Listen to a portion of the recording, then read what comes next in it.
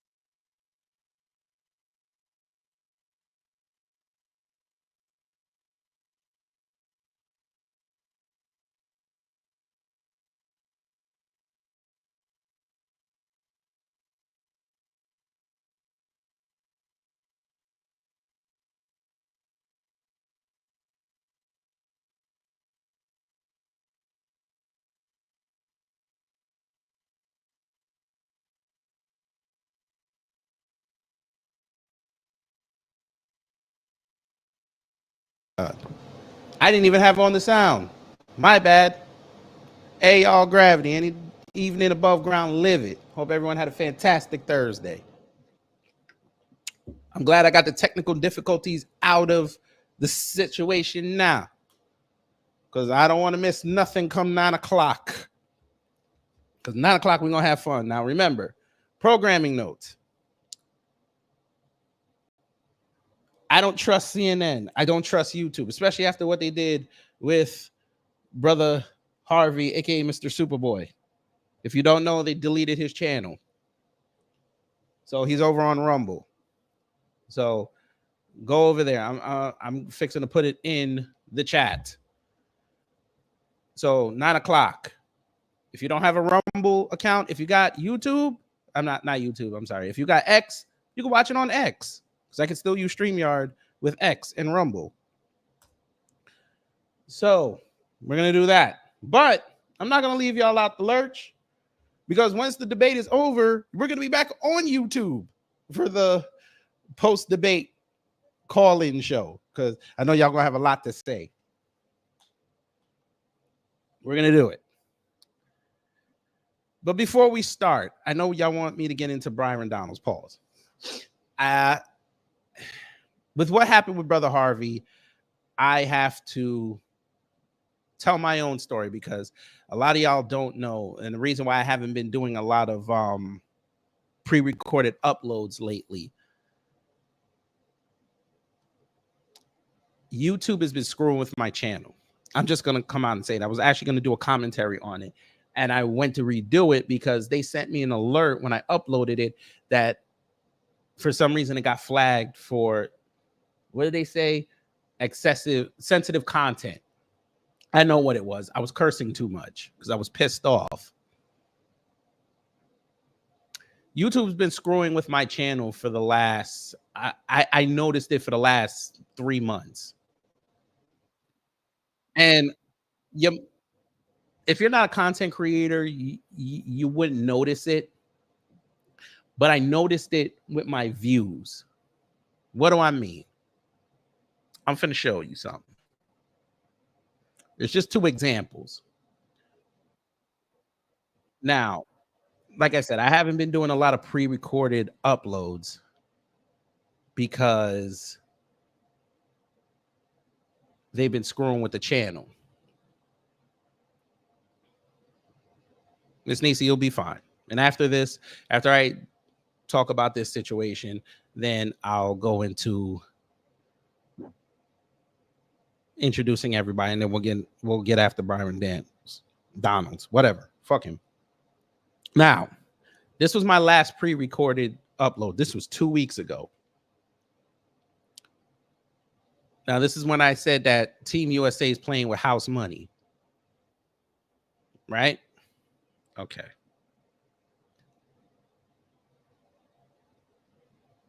Now, y'all notice something. It's not the views that I want you to pay attention to. I want y'all to pay attention to the hashtags I used. Now, if you do content creating, hashtags are very important because they help get your videos out there, because, you know, people search for these different subjects. So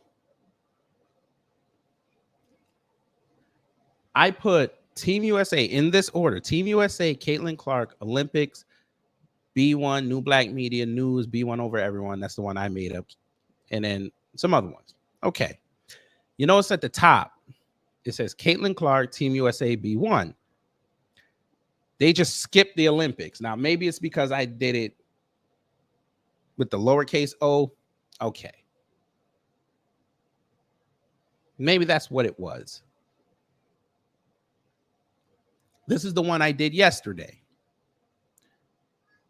I have Angel Reese, WNBA basketball. See, they let me get away with that one, right?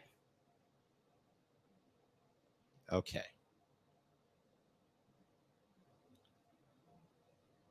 They let me get away with that one.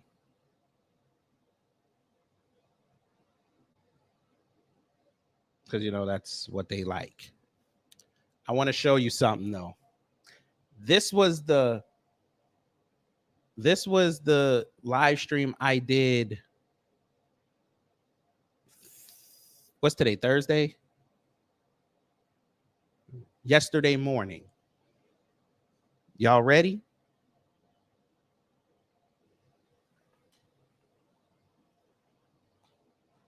What do you notice?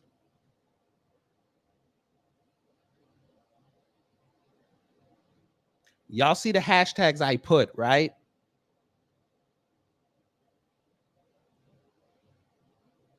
Those weren't the first three.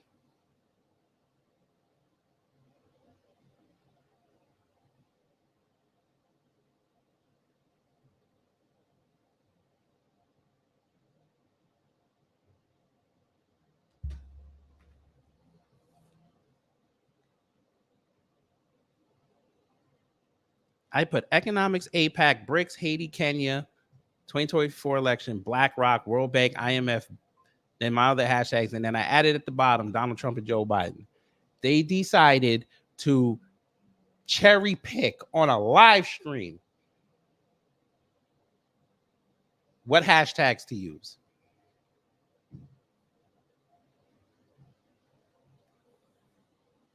And this ain't the first time when I did BRICS content that they pulled this. This isn't the first time. That's why my BRICS content lately has been few and far between.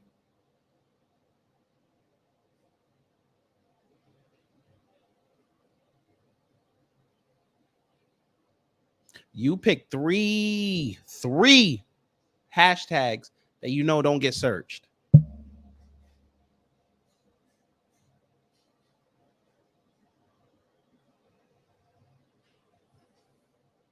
APAC was a very hot topic the last 48 hours. I didn't say anything derogatory about APAC. I didn't, outside of me reading the article, I didn't even mention nothing about APAC. They wouldn't let that content go out. And I guarantee you, if they would have let that APAC go out, I would have been over 1,000 on this.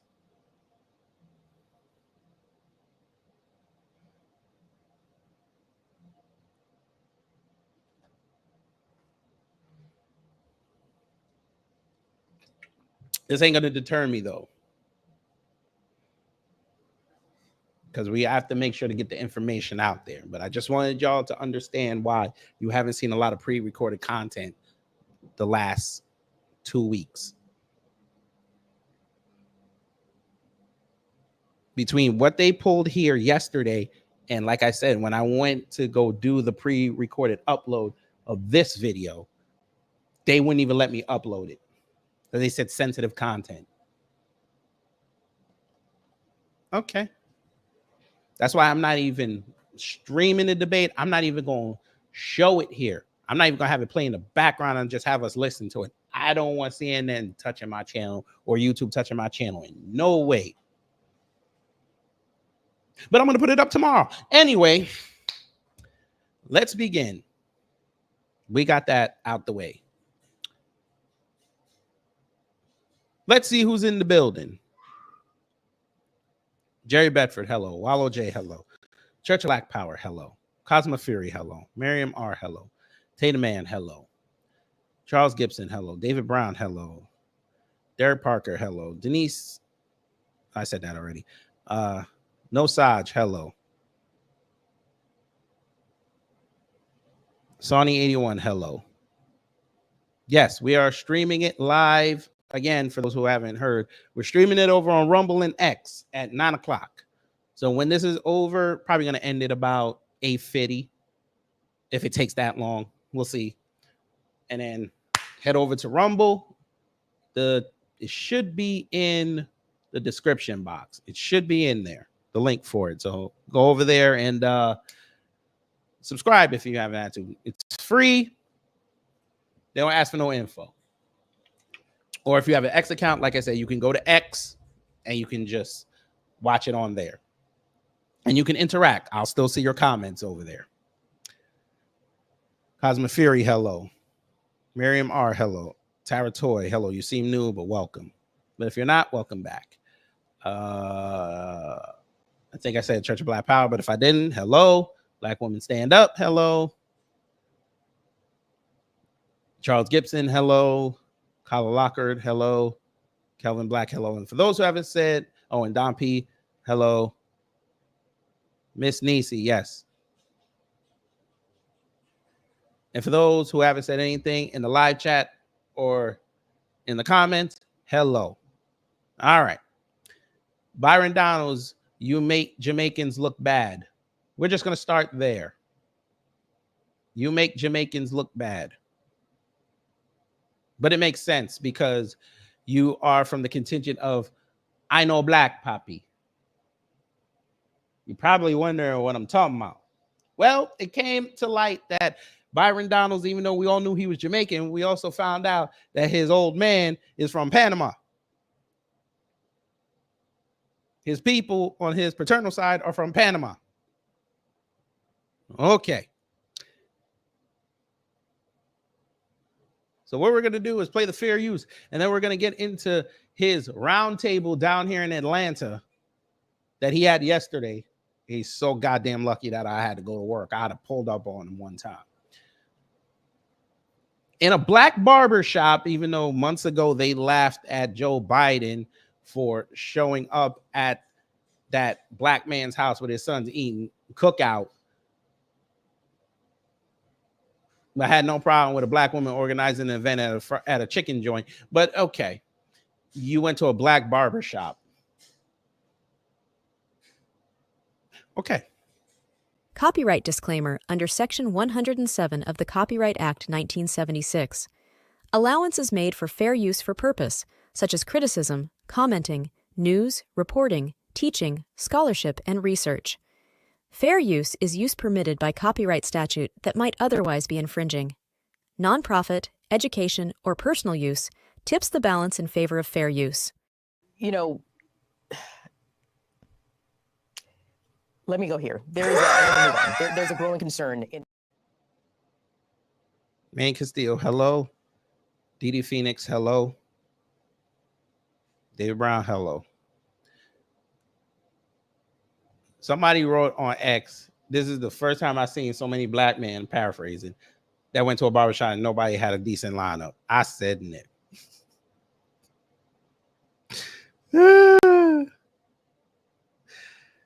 All right. Let's get it started. We finna get up in here, whoop these niggas' ass right quick. I'm feeling amazing right now. Who? Myself, and This was the other problem. We just started in 5 seconds. We already see what the problem is. Number one, who mic'd this place up? It's terrible. But do y'all look at the mirror? Wife, can you come here for 1 second, please? I want to show you something. This was it was not on the network, Wallow J. This was on what they call this I think this is Red State Broadcasting Network, or over on Rumble. Do y'all see what I see in the mirror? I want you to show. Look at this. Now, this was Trump's event yesterday, right? He wasn't there in Atlanta at a black barbershop. He had black people talking to black men about what Trump's done for black people, right? Look in that mirror and tell me what you see.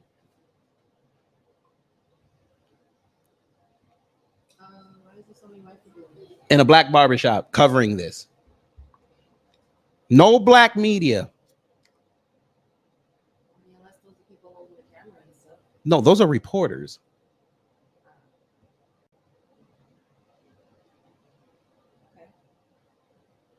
They couldn't even get, they have Atlanta Black Star down here. They got all these black channels down here, and they couldn't ask no black people to do. They couldn't even get some of the cool media to come down there. What? He wasn't there. Do you understand that this man called on the phone? He just flew in today. Family, you understand what I just told you? That man Trump just landed. My God. The Troubleman twins are in the building. I seen them. The Troubleman twins are in the building.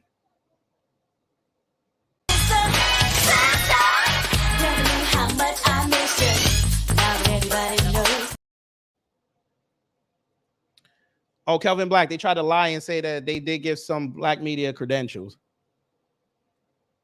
They tried to lie on that. How much you want to bet African news and the Caribbean news up in there? How much you want to bet? But we're gonna let this play. the fact that Who might I've never seen this many people in front of me, reporters, and I feel like I'm on the Hall of Fame. The Hall of Fame. This man on your right has done nothing. And Ben Carson, shout out to his surgeon career, but he's done nothing political. I'm sorry. He's done nothing. But all right, we're gonna let it continue. It's a big accomplishment for myself and the black community. One more thing, I've been this. Sir, I know you sell lineup Caesars, shaves. But the one they call you do designs there. I didn't realize that in Atlanta at a black barbershop, y'all was speaking French. Who is we? Who is we? What black community, sir? This is off code as hell. And I'm sure you look foundational. V Malsby, oh my God. Oh, okay, I still don't have the thing yet. But Civil Brand is in the building. Hello, V Malsby. Hello to Miss Nisi. Hello to Carla. And hello to Val. Civil Brand is in the building.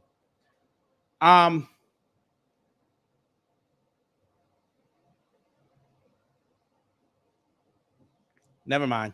I'm gonna be quiet. I'm gonna let it play. Business is 2008. I've been through the struggles, the ups and downs, the COVID, but I'm just proud of, just being a black man in the community. And is that liquor in the background? People that come through this door and service everyone. That bottle right here. Is that liquor? The community, everything that's we talk about. I'm like a barbershop where, we talk about everything from sports to Lucky Tiger. If that's liquor, I'm laughing. Crime, and everybody's welcome. Everybody's entitled to their own opinion. And that's pretty much it. I just service to the community. I like unity. Yeah. That's my motto, unity. Yeah, I like that. So, oh my God. What's Rufus's name? I'm sorry. Family. Know these fool. Oh, it's shaving cream. I was about to say, if this was liquor, I was about to lose it. It's shaving stuff. Okay. I was about to lose it. Why would you have liquor there? All right. I ain't got no hair. That's why I ain't been in the barbershop in a while. Leave me alone. Continue. What's Rufus's purpose for coming? To be honest, I gave Rufus his nickname. I called him Trump. He was the guy that would not stop. And yes, on that TV right there, family, this says Black Americans for Trump. Yes. Black Americans for Trump.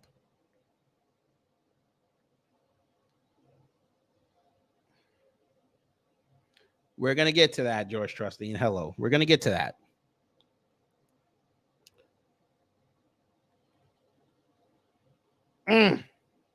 Was his nickname. I called him Trump. He was the guy that would not stop talking. And he has to be heard. He has to have the last word.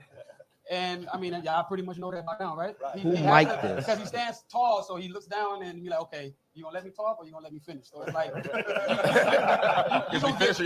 exactly. You know, so he asks you, are you done? And you be like, okay, I'm done. So he has to have the last word, and then he can walk out. Rocky, I have a question for you. Yes, have sir. you seen a transition from your customers and your employees from What? I don't know if this was strategic or whatever. Why does this dude look like Dr. Claude Anderson with a little bit of a mustache? It bothered me. And then this dude over here, he looked like Great Value Bobby Lashley. I don't know what's going on right now. And then and shout out to this brother right here. I mean, the overalls, that was a nice touch. But go ahead. Overalls, and it was 101 degrees here yesterday, but he wore overalls. Say less. And a polo. Say less.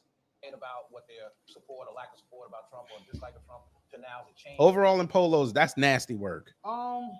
Politics is not really a main topic, but it has its time when we do talk about it when it's on CNN and you know everybody's give their opinion about you know what's going on, and it's definitely a buzz. I mean, it's definitely a buzz. It's going up. I want to ask this. So I ain't gonna hold you. The dude that was just talking, where my battle rap fans at? Why he look like if Surf never battle rap and he picked up a pair of clippers instead of a chopper? That would be Surf. Free to wave. you coming in, Rufus 6'6". So when you walk in, people know. Right. 270 though. I was. Oh, okay. Twice, So we don't let he was 270 in high school. We're gonna come back to that later. Shots fired. Rufus, you're coming to the shop. What do you communicate? For what's happening in the country? What are you talking about? What do you communicate? We've learned over the years that you can't beat people into submission. The question is, for all the things that folks said about Donald Trump, I asked people if you called the boogeyman before he got in office, what did he do that was so bad when he was there? Then you get crickets. Then we start talking about the First Step Act. Then we start talking about opportunity. I see dead people. This shit is awesome. 2 or 3 things that the Democrats have done for black people, and it gets quiet in here. That's it. It just stops. It just boom. People don't want to have that conversation. When President Obama was here, though, boy, I call hell in here, though. I mean, he's still on the wall in here. So.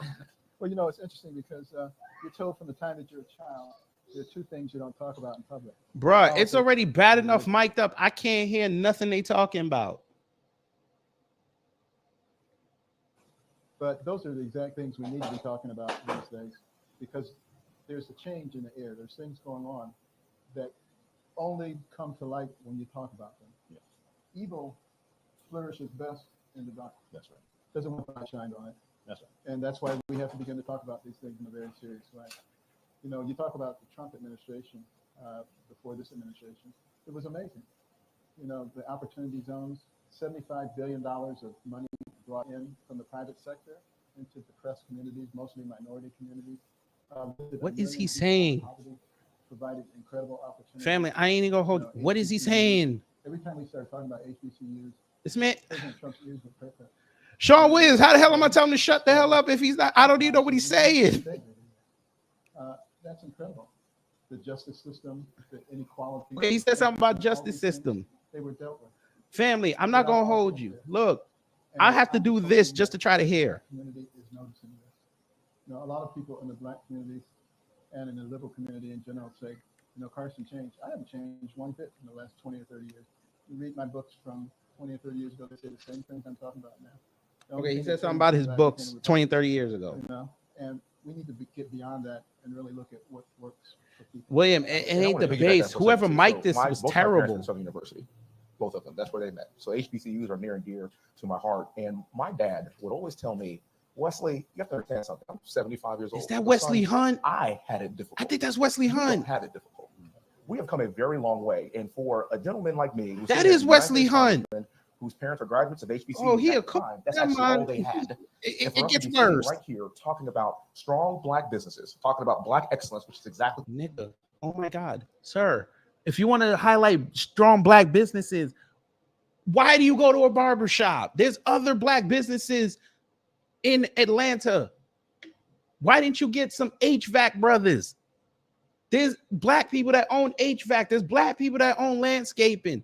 I'll even give you a restaurant because they're taking risks, especially in this economy. I'm not saying the barbershops are not doing it. I'm just trying to tell you a story. They got more money coming in. You could have flown in Robert F. Smith. You could have done that. What is going on here?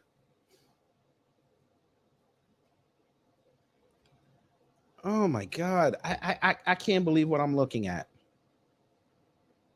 GOP, why didn't you go to this website? This was back in February.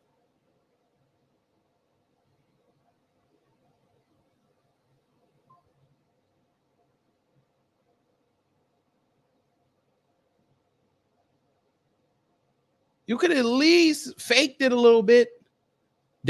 Why didn't you have it here? Stonecrest is like 20 minutes from downtown with good traffic. Why didn't you go here? You could have did it here.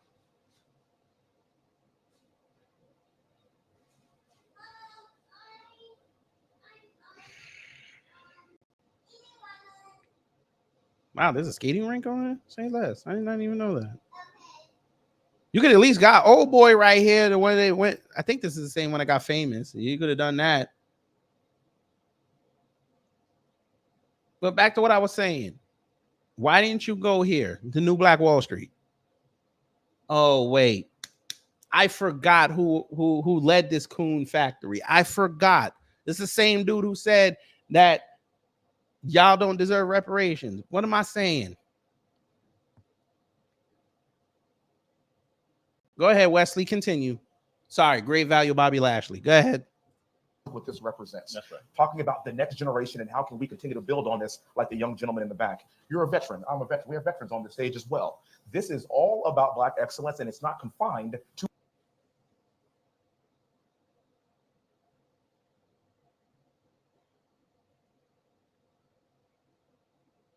Black excellence where?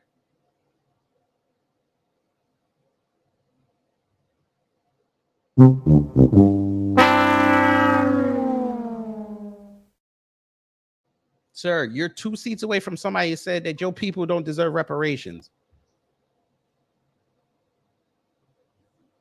What do you mean? Now, William, we would have toasted him for that.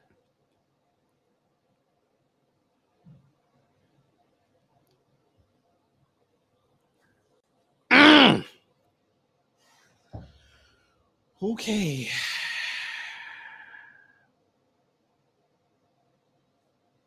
Okay. Brother Torian, hello. Oh, me too, Manny. I have people that served. They think this is funny as hell. Okay. You're going to find out November 5th. Do one party. Right. It's not confined to the Democrat Party. Black excellence is for everyone. And so whenever I think about my parents, fuckers never mention black excellence. Started at HBCUs and what President Trump has done for HBCUs, how he has created that pipeline.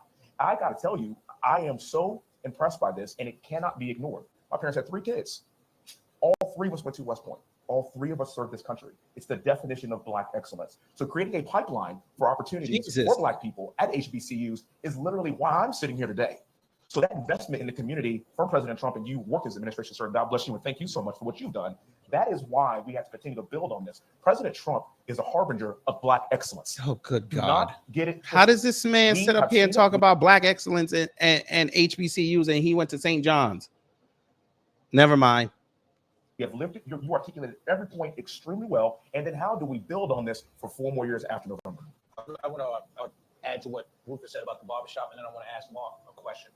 One of the things I find interesting, Rufus, because we talk about what Trump did, which is all Here comes Fraud Anderson. Here we go. I can't ever get anyone to answer correctly or at all is, how is it that for 30 to 40 years, literally, this man was looked at. He was looked at, he was on sitcoms, he was brought home. Bruh. Hey, conservatives, this is how y'all roll. Y'all don't even know how to work technology, but you want to work the country into something better. Lord have mercy. All right. Sorry about that, family. I didn't even think they were going to do that.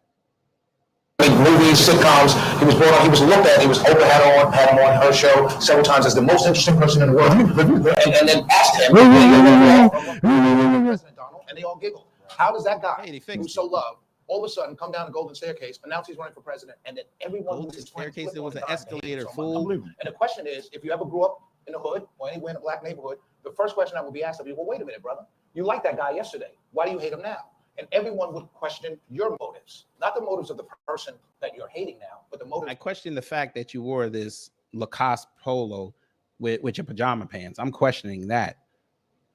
Now, do these pajama pants double as golf pants? I don't know what's going on, but I cut off Fraud Anderson. Go ahead, Fraud Anderson. The person that just flipped on a dime to hate you. Joe Scarborough, Miko, these are disgusting people. These people went to his house, went to his wedding, was there, invited him to their wedding and their homes. And all of a sudden, he's the worst person in the world. It just boggles my mind. It's called political theater, sir. Question, well, why do you hate him so much? It's political theater. He's done is wonderful. I've loved it. I did much better the 4 years under Trump than I'm doing now under Biden. And my fiance will tell you I'm doing worse now because she's almost about to leave me. But that's not funny. And look at these Negroes laughing. Do y'all see this? So he makes a joke about his old lady leaving him, and they sitting there laughing. Oh, we know why. Wait a minute. We know why they were laughing, especially Wesley Hunt. We know why you were laughing, sir. We know why you were laughing, sir. We know. We knew.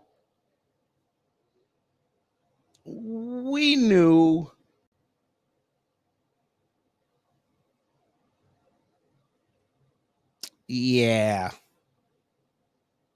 Robert, stop it. Y'all quit playing. Quit playing. There you go.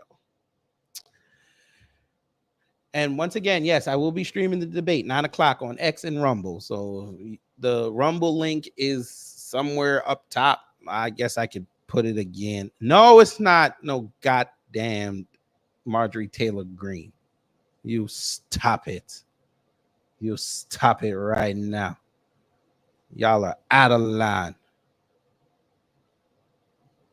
Y'all are out of line.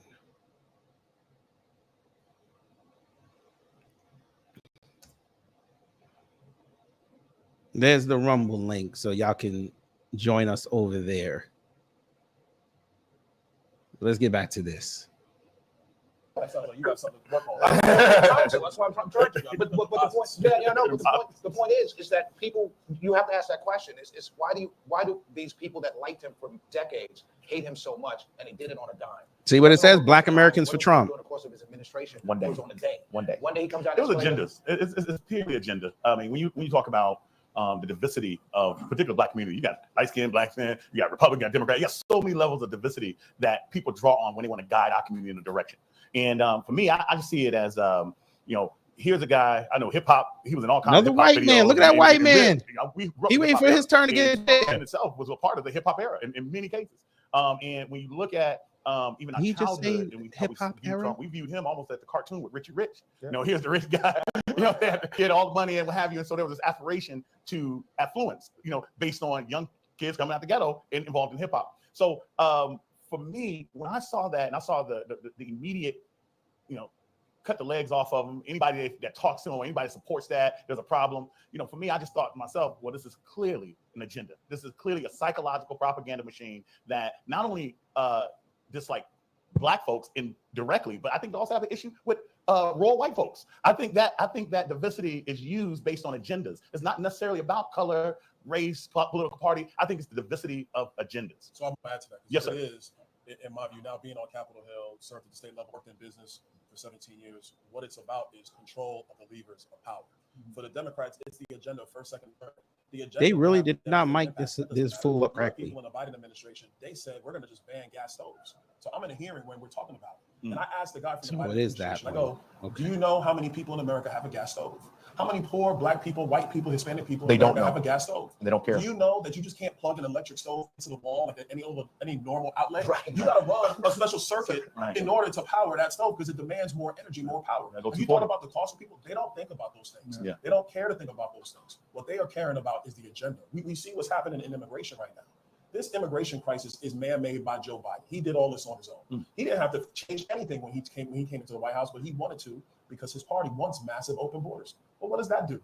It has massive amount of people in Atlanta, every other city in America, overwhelming services. And then the drug cartels take advantage of that, moving fentanyl into our country at record numbers, killing people in our country, overdosing on fentanyl, who might take in a different pill, but it's laced, and they're dying in the streets.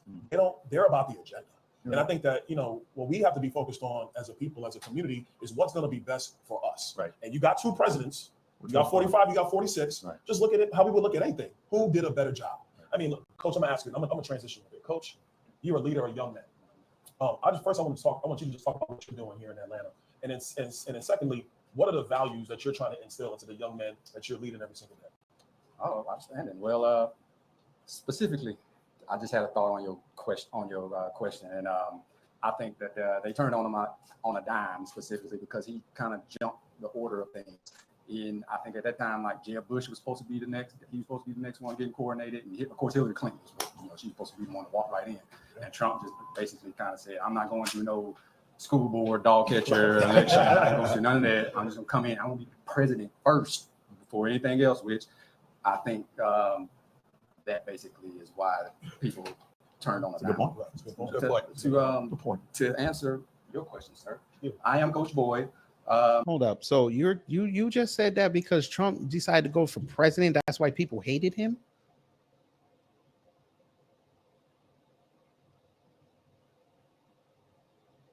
If he went for mayor of New York City, they still would have done the same thing they did. What are you talking about?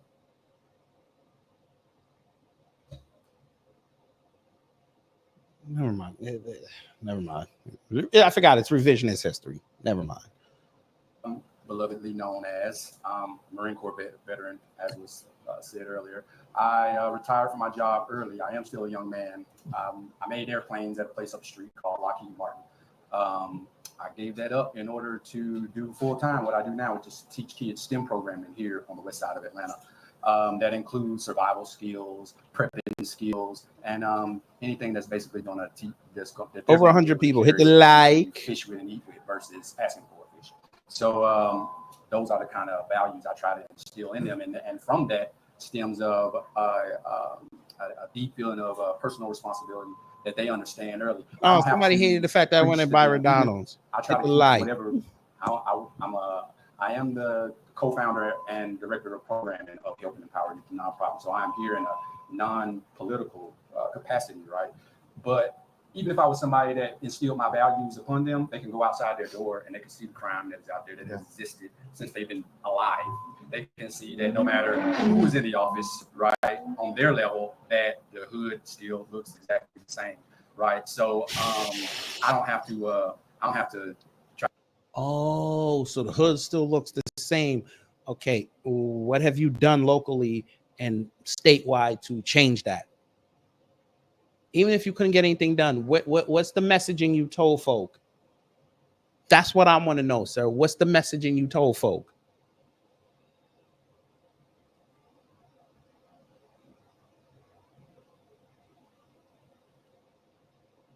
Why do you think I'm pressing everybody to go local and state?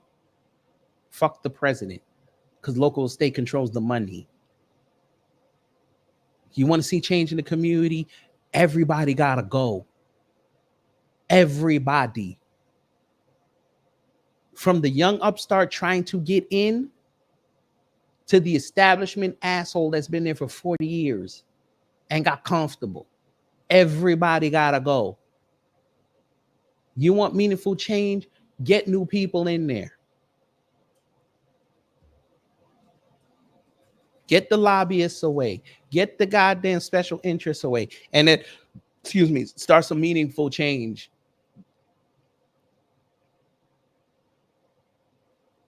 But yes, I know what it is. You righteous Negroes won't come talk to the black grassroots. You think we're the problem. Now you sitting here in front of this TV show called Every Other Coon saying the same thing we've been telling y'all to go say outside, but y'all don't want to say it outside. You letting white folk, never mind, Jason Black, you were right again. If you really want to know what a black person thinks, put them in front of a white person and let them answer the questions. In this case, ain't no white people asking the questions. They're just filming it. You Negroes are sitting there on auction. I guarantee you one of them, by the time this election shows up, one of them going to have a MAGA hat on. Guarantee it. There will be a MAGA hat in Rocky's barbershop. I promise you. Try to lean them either way. They can clearly see it, and they can, as y'all talked to the young man earlier, you can clearly see that they made their own decisions about how it is they want to move. They're firmly planted. They're not aloof. You know what I'm saying? So I try to instill in them that they want to be dependent on nobody but themselves. You can't. They already. This is why the GOP loses. Their messaging sucks. Survival already every day. Some of my kids can't even go into their homes at night until they made a certain amount of money during the day. They can't even go into the house until they pay the caretaker, whoever that person. So we're gonna play that mama won't let me in the house unless I bring some bread in. Oh, Jesus Christ. Here we go. Black women. So now they're gonna start taking shots at you. All right. Let's hear this. Person may be at that time, you know, and so they already are living survival. I feel, as my faith tells me, I feel the Lord put me in a position to hone that, sharpen that edge just a little bit. Amen. And show them, you know, a different way. So gun violence is prevalent here, right? I'm a strong believer that we don't take away. Nigga, what? This man just said gun violence is prevalent here. Is he in?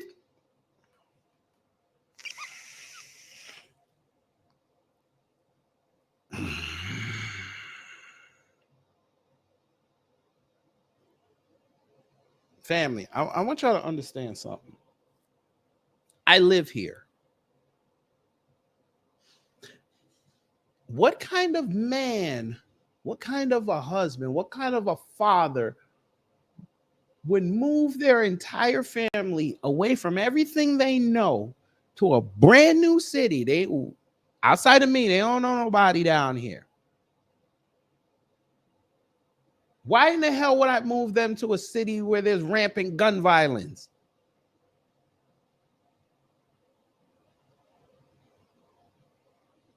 Sir, let me get this right. So you don't think I did my research on Atlanta before I moved down here? Where's this rampant gun violence, sir? Explain this to us. A city with, if you count the entire metro area, is what, about 3-4 million people. Explain to me where this rampant gun violence is.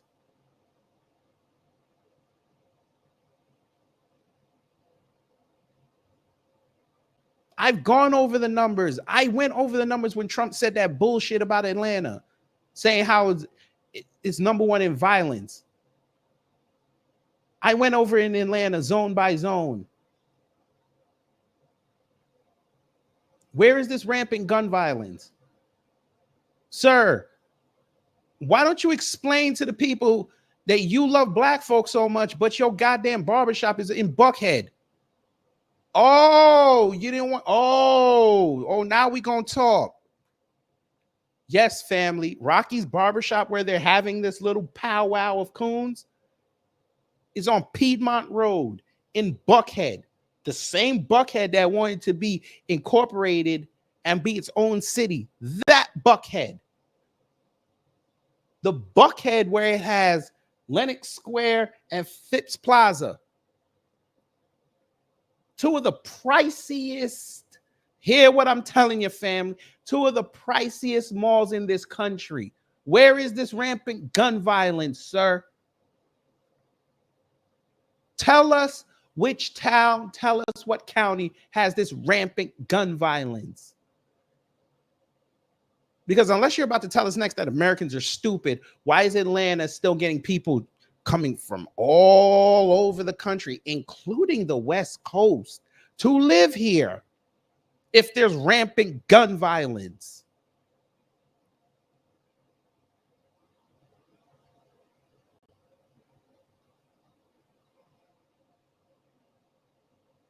They have numbers down here that don't even rival the ones that they have on the goddamn list that they put out every year. What do you mean? Maybe you don't know this. Most people don't live in Atlanta proper. They don't. They live on the outskirts.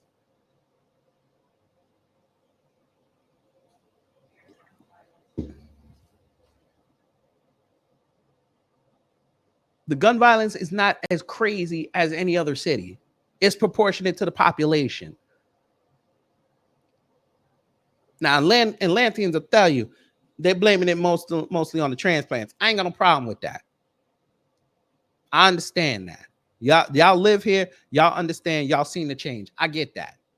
But for you to sit up here and say there's rampant gun violence, that's crazy.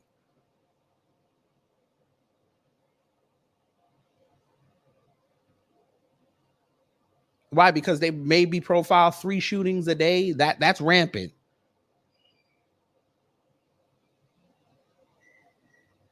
Here's a question: if there's rampant gun violence, how come people ain't getting robbed at Lenox Square and Phipps Plaza like they tried to pull last year? Remember they had that whole little string. People were getting robbed over there. How come it's not happening no more? Where's this gun violence? Boy, they could just talk. All right, go ahead. Responsible people in order to alleviate such a problem. You eliminate the problem of poverty, you eliminate the problem of gun violence, and you can do that without taking away my AR-15. Right. That's not gonna happen anymore. Keep mine. Please. No, sir. I'm from Texas, sir. When that ain't. I like my AR and my AK. Let's not forget the AK guys out there. Okay? Nigga. What? Why are you telling people? Why are you telling people what you have in your house?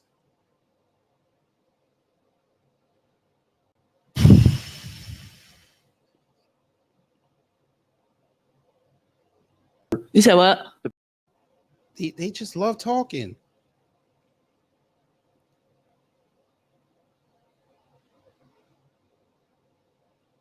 So yes. I want to ask Latron a Yes, question. sir. You do a lot of work with the black farmers. There's a Yes, big sir. issue with black farmers. They're struggling. There've been several. How did they fix the mics and then went back and messed it back up again? What is your message? We have 2 elected officials here. What is your message to Trump and these, about the plight of the black farmer? Yeah. So, first of all, we all know we all have this ugly history of our past where the transatlantic slave experience caused this huge issue. And from that, that progress has been trying to till and really produce what God gave us all for free. It's out of the land, right? And so one of the things that I've seen, particularly with black farmers, and some of the barriers. So let me address those first real quick. Some of the barriers. The barrier is one, logistics. Logistic support, being able to get product from their farms into major metropolitan areas for distribution. So addressing that that's a huge piece. I personally don't see giving someone a check, which is capital is needed, but giving someone a check is a solution. We have to be able to see production become part of our economic system. And so that logistics system is one part of it, which I think could solve a lot of. Here's an idea. Give them the check and let them start their own logistics system. Maybe that'll work.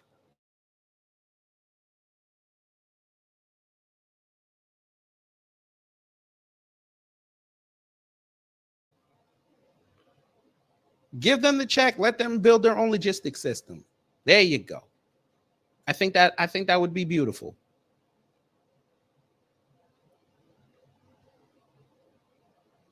Problems. In addition to that, in every major city across the country, Here you we have go. these large swaths of they call it blighted, all this language that kind of shoots down, food deserts. And I don't really want to call it that, but they have these areas where access is a challenge. But every one of those areas have large warehouses that are abandoned. And so what I'm thinking is a way to put a direct program together for Black farmers is to institute a program that bring cold storage specifically to these areas where the market just simply left them alone. People are still eating, people still operating as restaurants, but those areas don't have the supply chain or really the food security program to make it work. Real quick, Yes, I sir. want to stop your train of thought. Talk Yes, to sir. me a little bit about, you mentioned the first logistical issues and of course like capital. Yeah. But, like talk to me, like open up, expound on logistics and tell me like really day to day. Like I want to hear that. Oh, absolutely. And I want to mention some of the program that they did over at HUD and some of your great work, Dr. Carson. But before I go there, I want to answer your question. Those logistics mechanisms, what they look like, one, refrigerated box trucks, okay, to maintain the integrity of the food in the supply chain. Okay, so a truck going to the farm, working with the packing houses, where they can get market value. Right now, they get farm value because brokers show up and brokers, they try to talk them down to get a farm number. They're taking it straight off the land. You're taking it straight off the land, right? So if the farmer, though, had the capacity to work with an aggregator like us, and that's what one of the work that we've sort of built through in that trajectory is working as an aggregator for farmers to distribute their product to major chains like the Krogers, the Publix, the local mom and pop grocery stores, the local restaurants. So that logistics chain needs support. That's significant support. Does that support look like regulation, lack of regulation, less regulation? Good question. Good question. So the regulation is a challenge, and it's always been a challenge. In fact, the goalpost moves from here to there, and then there's a group of guys, primarily guys. For the women that are involved, it's no disrespect. I love you too, but those guys simply they manage their network and they have their interest involved. So when you talk about this issue with Black farmers, you're really talking about a group of wealthy people who are managing and stewarding that wealth, and they really have it in their interest. Here's a piece, Shelley, that in Congressman, to your question. So that logistic support from the farm, aggregation, moving it to the city. So now you're in a city that has need, and there's a population that can buy, that are currently buying. Supporting that would create so many entrepreneurs because you're gonna have people who are gonna make jams and jellies and peanut butters. You know, one of the things that I really appreciated that Donald Trump did during the COVID was the food to family box, because in that program you actually had Black farmers and other farmers across the board who got a huge boost where companies could buy their product and they can give it away. Even though that's not a sustainable model, the boost in itself to create the logistics supply chain without the regulation, because that was the key, Shelley, to your point. That ability to do the food to family box program probably changed lives that we would never even be able to count. It was really impactful. In fact, we were involved. And some of the things that can be done to alleviate the regulation burdens on a lot of businesses. But I'm gonna put you on speakerphone for everybody to hear. Hold on a second. So they finally get a full All right, everybody, you're on with microphone. the president. Hello, Mr. Hey, President. Mr. President. Hello, everybody. It's great to be with you. I hope I'm being well represented. I have a feeling I am. I know that very well. So I hope so. But you couldn't be bothered to come in a day early and talk to these men. All right. No, you are, sir. But a question came up about regulations. And so what's your Okay. view of what we need to do with regulations when you come back into office? Well, as you know, I cut taxes and regulations more than any other president. We had the biggest tax cut, and bigger even than the Reagan tax cuts. And I also cut regulations far more than any other president. And they have put a lot of them back already. We will get them cut so fast. And, you know, it's very interesting when I went to business leaders and said, which was more important, these big tax cuts or these big regulation cuts? Almost every one of them said regulation cuts. And it made a big difference to their businesses, small businesses and big businesses. Great question. Awesome. Anybody else got a question for the president? I want to tell him that Black folk will vote for him if he get gas under $1. So, Mr. President, Black folk will vote for him if he get gas under $1. I want to tell him that Black folk will vote for him if he get gas under $1.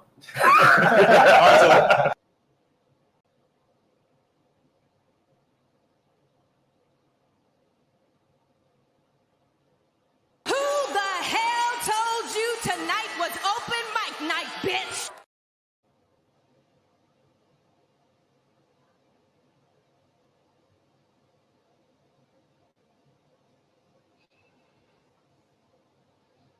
Don't piss me off before this debate.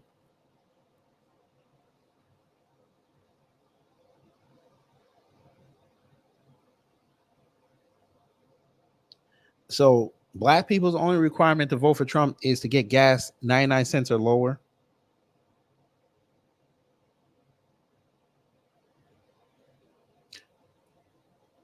Our children can't get STEM programs in the hood, which would vastly affect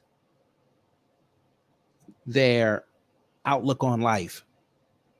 Nah, you ain't gonna advocate for that. Okay, maybe that you didn't think about that. Okay. How about equitable programs to get black people who can't make ends meet or make it all the way? Get them a program that they can, supplement that just for a little bit. Not call it welfare. I'm just saying. A little bit of assistance. Not everybody gonna get it, but those who really need it. Nah, I can't do that. Got black veterans, even here in Atlanta. Wesley Hunt over there, he about to fall out the chair laughing. Your brothers and sisters are living on the street in downtown Atlanta, and it's gotten so bad now that the city of Atlanta, Fulton County, is starting to tell them to branch out all over, so they're ending up all in the other counties. Can't get a program to get them off the street, get them acclimated back to society so they can be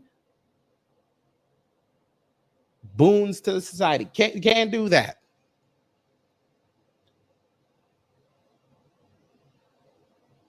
Can't get an anti-hate bill. Can't get reparations on one accord. Can't do that.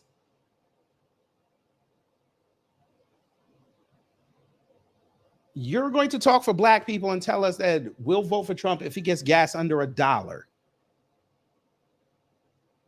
Not wages up. Not get black people who get them into trades. None of that. Gas. So more money can be taken out of the household, not brought in. What the hell? And you wonder why when they get knocked off, we laugh.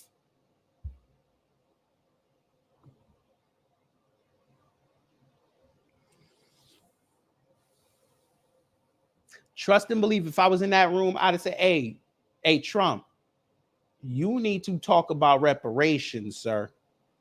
You want to win? You want to put a finger to the Democrats?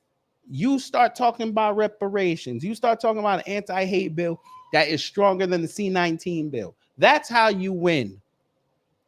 You go talk to the black grassroots with your scared ass.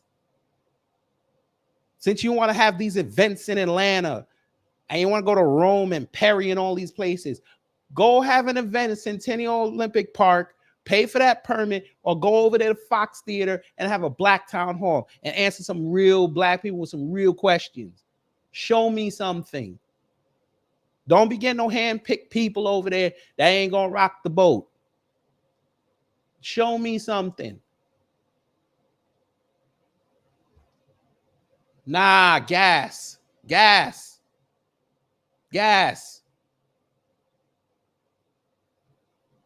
Okay.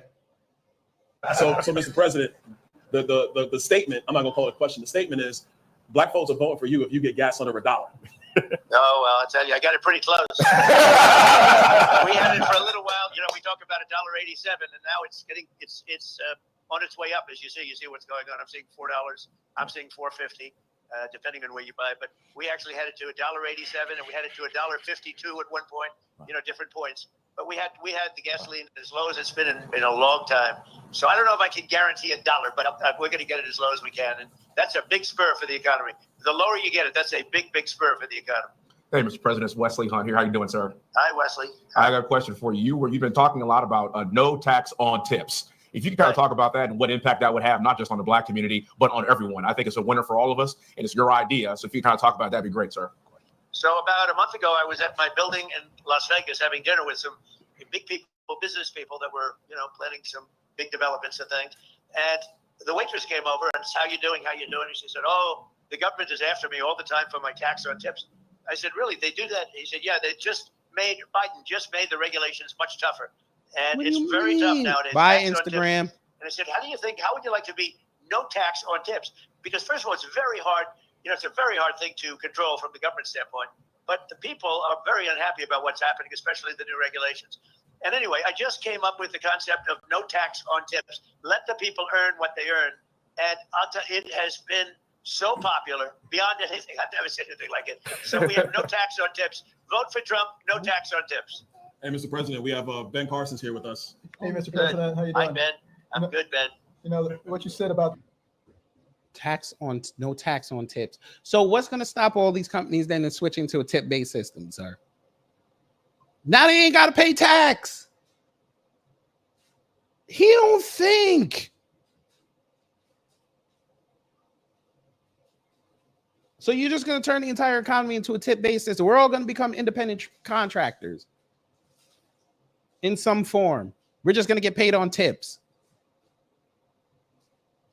In an economy where most people don't even tip. What?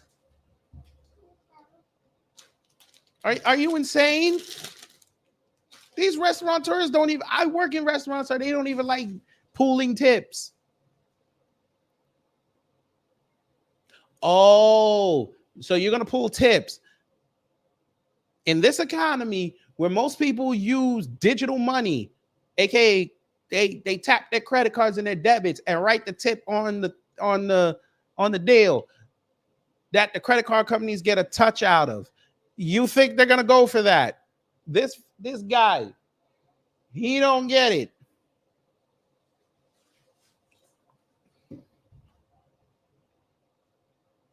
What?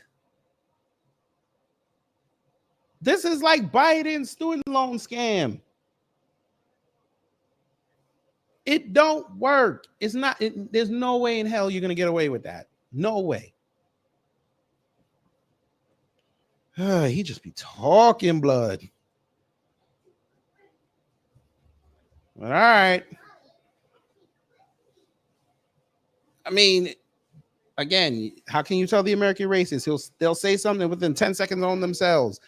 That man said he don't even understand the tip system in America, but he got a plan for it. Go ahead. The regulations is so important. At HUD, we were able to get rid of over 2,000 regulations. Right. It made it so much easier to get things done in general. But I just want to encourage you to continue to speak out because the attacks on you have been absolutely ridiculous. We're praying that God will give you the strength to bear it because you're standing in there for all of us. Well, the attacks have been unbelievable. What they say, and they'll take a speech where I'll be out rallying a perfect speech for an hour and a half, 2 hours. We have big crowds. We had over 100,000 people, 107 to be exact, in Wildwood, New Jersey. We had 25,000 in the South Bronx. We have 88,000 in South Carolina. We have tremendous crowds, and you'll make a perfect speech. And this lowlife Biden will take the speech, him and his people, and they'll cut sentences out, cut words out, cut sentences out. Oh, Trump, look, he didn't make a good speech. And I do them largely without teleprompter. I don't need a teleprompter. He can't read a teleprompter. But these people are nasty. They're really horrible people. They really are. It's a shame. It's a shame. I've campaigned a lot over years, not even, for myself, but in particular, I've campaigned against some pretty bad people for others. But there's never been anything like this. They make up things.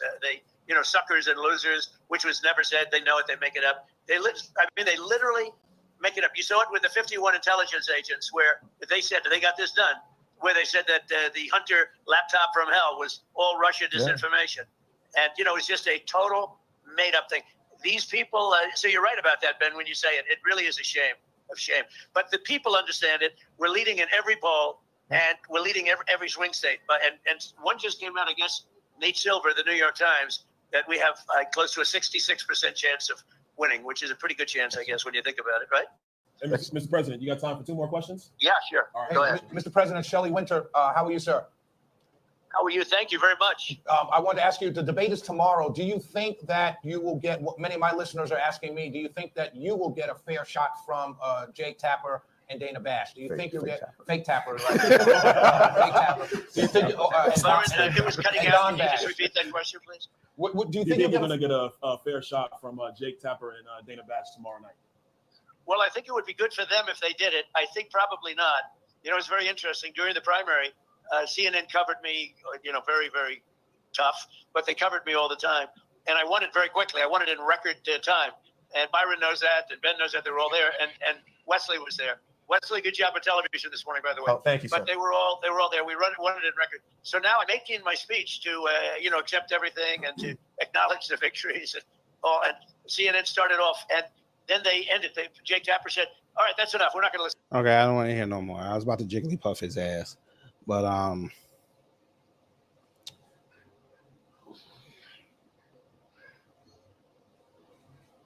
the business class of our community, there's got to be a shakeup because this was just retarded.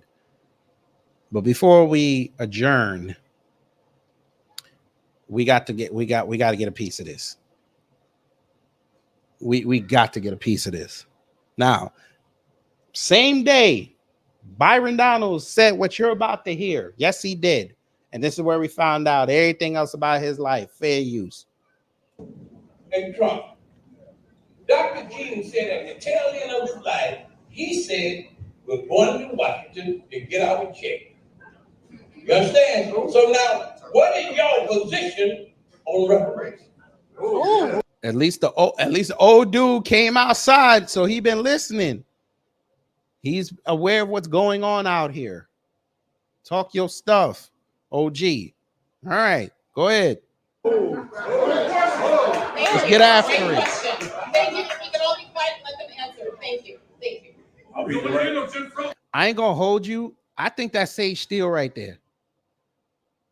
I think that's. Let me see. That chick kind of looked like Sage Steele. I ain't gonna hold you. Thank you. Thank you. I'll be direct. First of all, I'll be direct with you. I'll be. You don't want to hear the Jim Crow stuff. My man said, I want to hear no Jim Crow talk. Who is the pimp? I don't want to hear no Jim Crow. I don't believe in reparations. I don't. There you go. There you go. Say it again, Byron. Listen, I'll be direct with you. I don't believe in reparations. I don't. Y'all want it one more time? I'll give it to you one more time. Listen, I'll be direct with you. I don't believe in reparations. I don't. Uh-huh. Uh-huh. Uh-huh. You don't believe in reparations. Okay. You're entitled to your opinion, sir. We entitled to fuck with your candidate. How about that? Next. Well, then you don't believe in the black community. Talk your stuff. Let's go. Don't believe in reparations. I don't. Next. Well, then you don't believe in the black community. Talk, OG. He said, then you don't believe in the black community. Talk to him. This is what we've been trying to tell most of the folk out here. This is how you get at them. Doesn't matter what side of the buzzard they decide to glide in on. That's how you get it. You challenge them. All that merit over skin color crap is exactly what I said it is. Crap. They don't want us succeeding. Let me tell you something. Hey, GOP, ain't none of y'all can refute what I'm about to say. Conservatives, you're not going to refute what I'm about to say. None of y'all wanted the black community to be middle class no more. Y'all ran around for 2020 talking about, oh, black people with the wealth and all this. You didn't want us to be in the middle class. You wanted to be next to white folk because once we got into the middle class, what is the one thing we didn't need? We didn't need nobody to tell us nothing about our politics.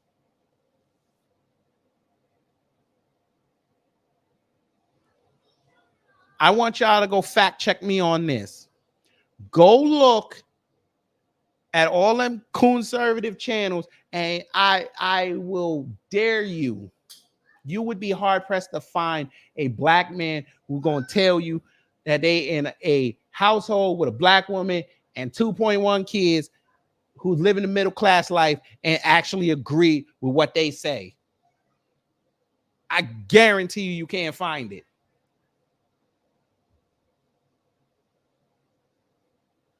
What do I mean? I'm middle class. I'm the only one working. We middle class. Ain't nobody gonna come up in here and tell me about my politics. I know exactly what I need. And I articulate it on this channel every day. You're not about to come up in here and try to tell me that my old lady's family can't get reparations. You're not about to tell me that. Y'all are scared of the middle-class black folks because the middle-class black folks will render you obsolete because your messaging ain't going to work at that point.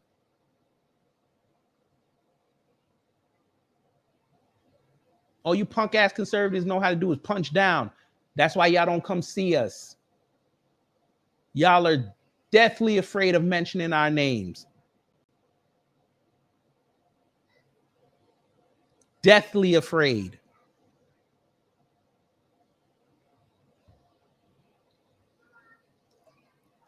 That's why y'all go after the quote-unquote upper echelon black folk. Because you know they're going to respond to what you said, and then you could spin the narrative. You can't spin the narrative with me. How many times have I showed y'all on this channel how I sat there when them black conservatives was talking shit and I pulled up on them, and none of them, they get to babbling and repeating their sentences. I'm starting to pull that shit on white people on X, having them repeating themselves. Trying to say, oh, you wrong, you're wrong. Well, what about this? Oh, you wrong, you're wrong. Where's your argument, sir? Oh, you figured it out. I ain't one of them blacks. I'm not saying blacks as a people. I'm just saying that's what they love to refer to us as blacks. I ain't one of them. No, J9. We're not mad at you expressing your opinion. There's a reason why I'm playing this clip. This man has auditioned himself to be the next minstrel.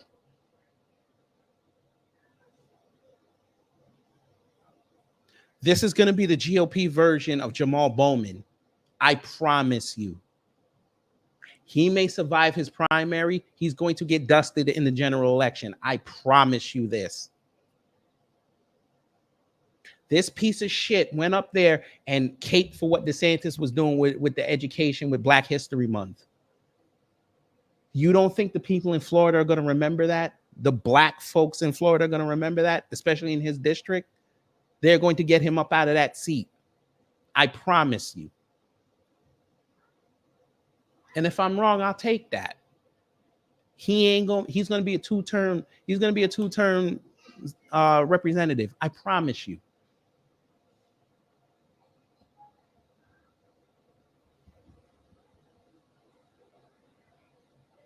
The most he can hope for is if he loses, Trump says, all right, come into the fold. Here, go be transportation secretary. Go ahead. Go make sure the highways are paved real nice. As I've told y'all on here, if you're against reparations, cool. Shut up. That's it. Just shut up. See us, if you force something over here, yeah, we're gonna have our criticisms about it, but I'm not gonna sit up there and try to actively stop you from doing it. Unless it's detrimental to me. Reparations is not detrimental to them. It's not. Except the fact that they can't control black people. That's it. It's not going to hurt them financially. We've already gone over. I've had experts here. We've heard the arguments. It's not going to affect them. Stop letting other people tell you, oh, it's going to raise the debt. No, it's not. We're not sending the money out. The money stays home.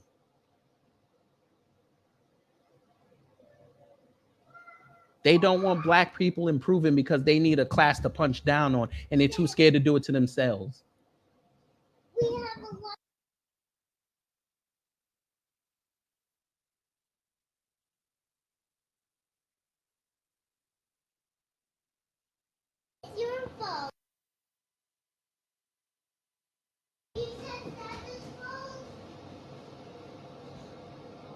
I love how my kid in the middle of my rain come in and tell me there's ants in the kitchen and it's my fault. And I don't even stay in the kitchen.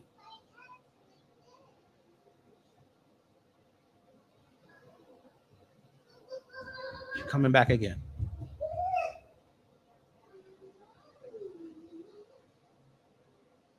I will tell you, brother in the hat with the glasses on, that's not true. What I will tell you is that there's a question if you're going to get into the full economics of reparations right now. The full economics. He don't even know it, but he gonna tell him. Of all black people in the country, how many of them are actually descendants of slaves? Because they already have the information, scumbag. The government has that information. They already have it. They know who's eligible. Knock it off. I'd have respected it if y'all went after the CBC and said everybody's not eligible for reparations.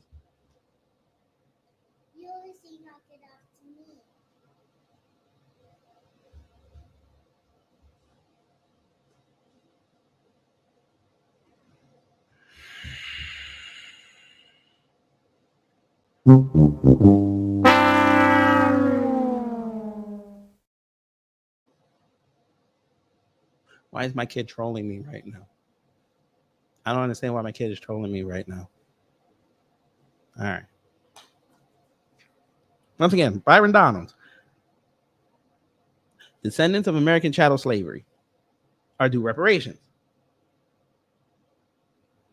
The only thing that would affect all black people in this country is anti-hate legislation for black people. That's the only thing. When it comes to them checks, that's for the cousins. You and I should be teaming up to go to Jamaica and get them on code to go get our check. Yo, mama need that check. My people need that check. Go do something for your mama. Go get her check. Go get your grandmother her check.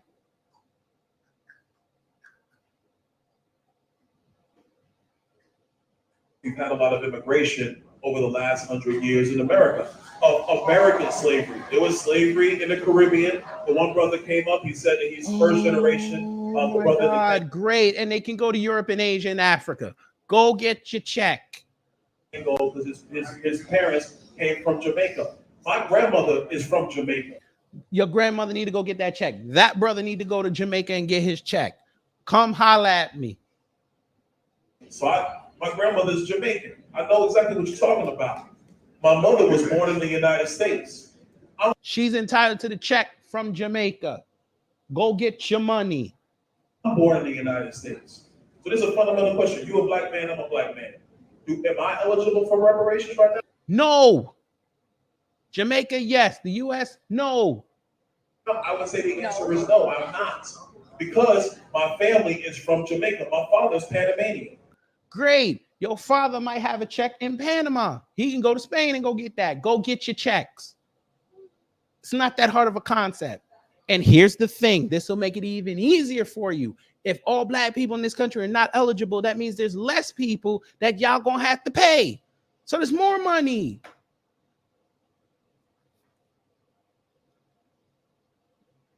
His grandparents were born in Panama.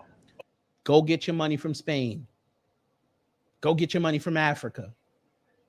My father immigrated to the United States. So does that make me eligible? So you got to go through all of that. That's step one. Step number two, slavery under federal law was ended in 1865.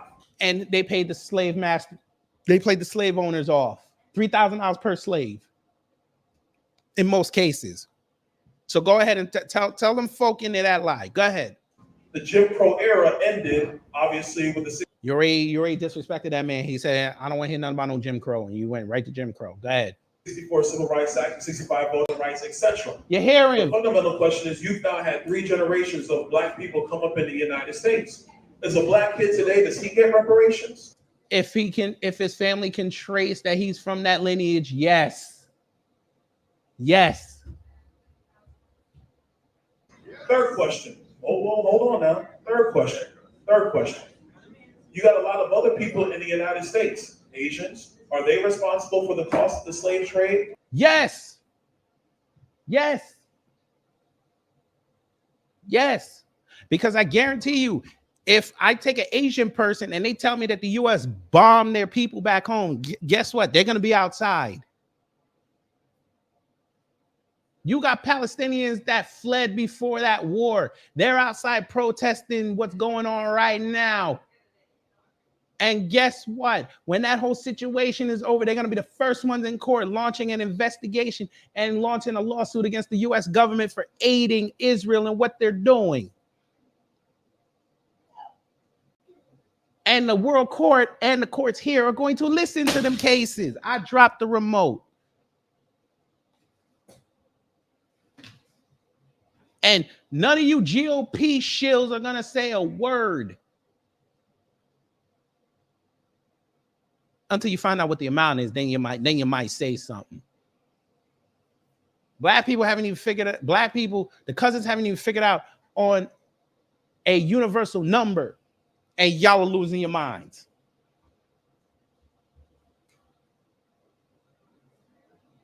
No, because they're of Asian descent, people of Indian descent, people who are Hispanic in the United States, the largest growing population in the United States. And of course, the dominant population is still the white population. But even in...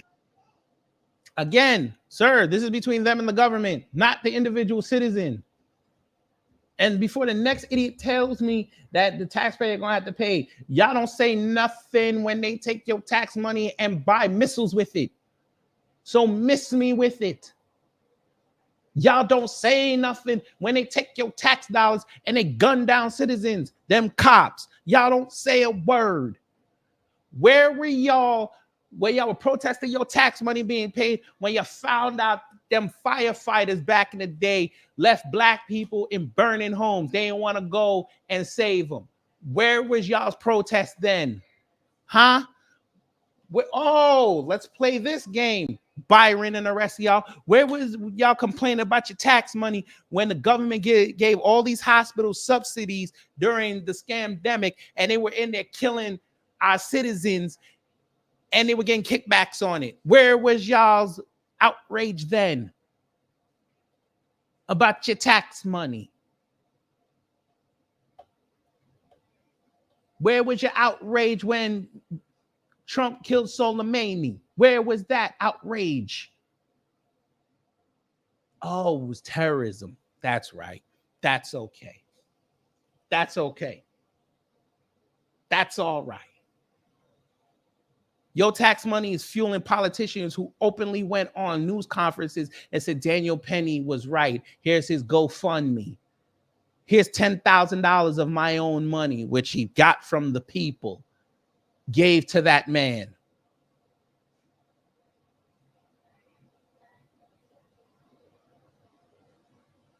Miss me with the tax money argument. I don't want to hear it. Because none of your parents, I guarantee you, said a word when the Japanese got paid off.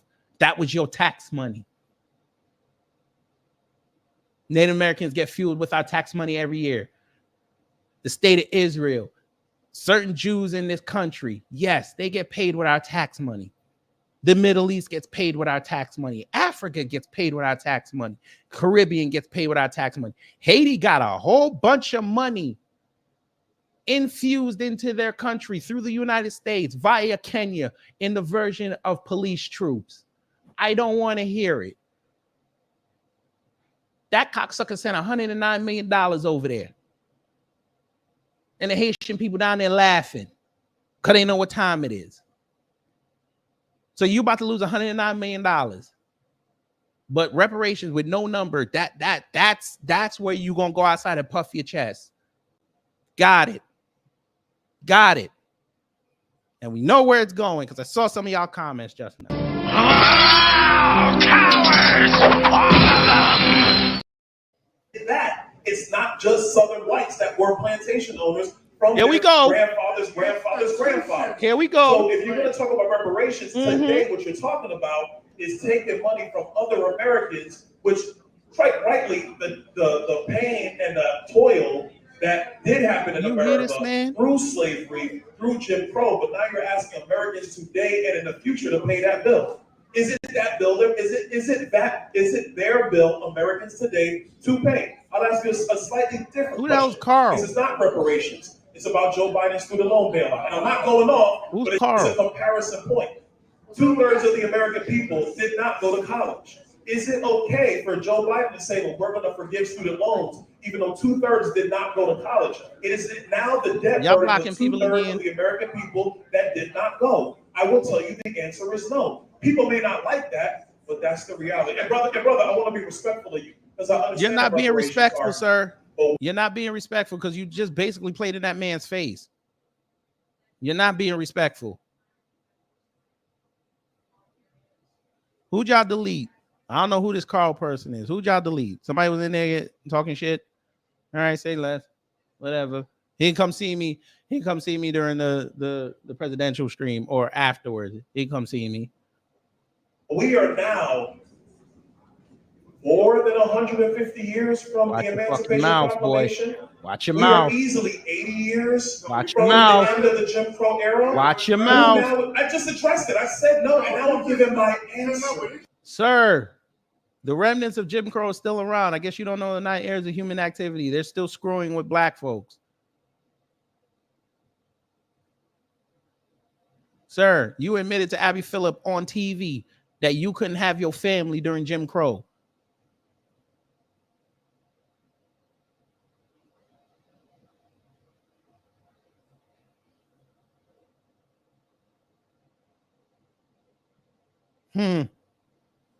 Know what? We got some time. We got some time. We're gonna let this finish. And here's the thing. So here's what I'm gonna say, because and I want to thank you for your service. Because what's coming up in the room is taking you too long to answer. Oh, I'm sorry. Do you want Vice President Harris to talk about Venn diagrams and then tell you, yeah, okay, yes? Is that why are you bringing up Command Me? She's already told us she's against reparations. We left her on that.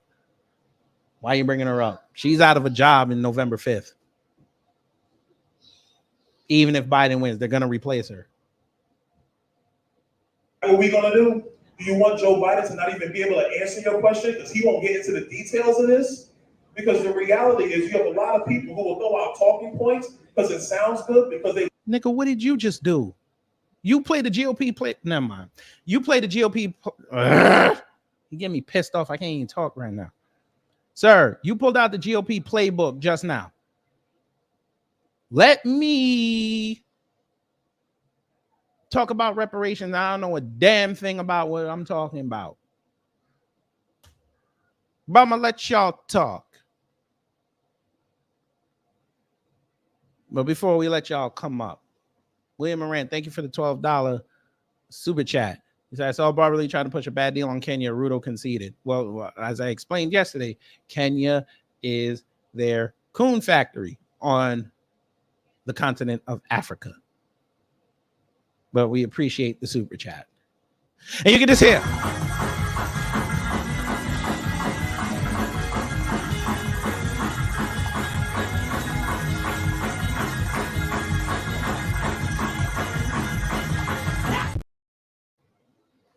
And Big Tech sucks pause. Thank you for the $5 super chat. So where's Africa Diaspora News Channel? They should be there. FBA B1, Dem exit. Hashtag cut the damn check. You know anyone's gonna put them up in there. But I appreciate the super chat. And you get this here.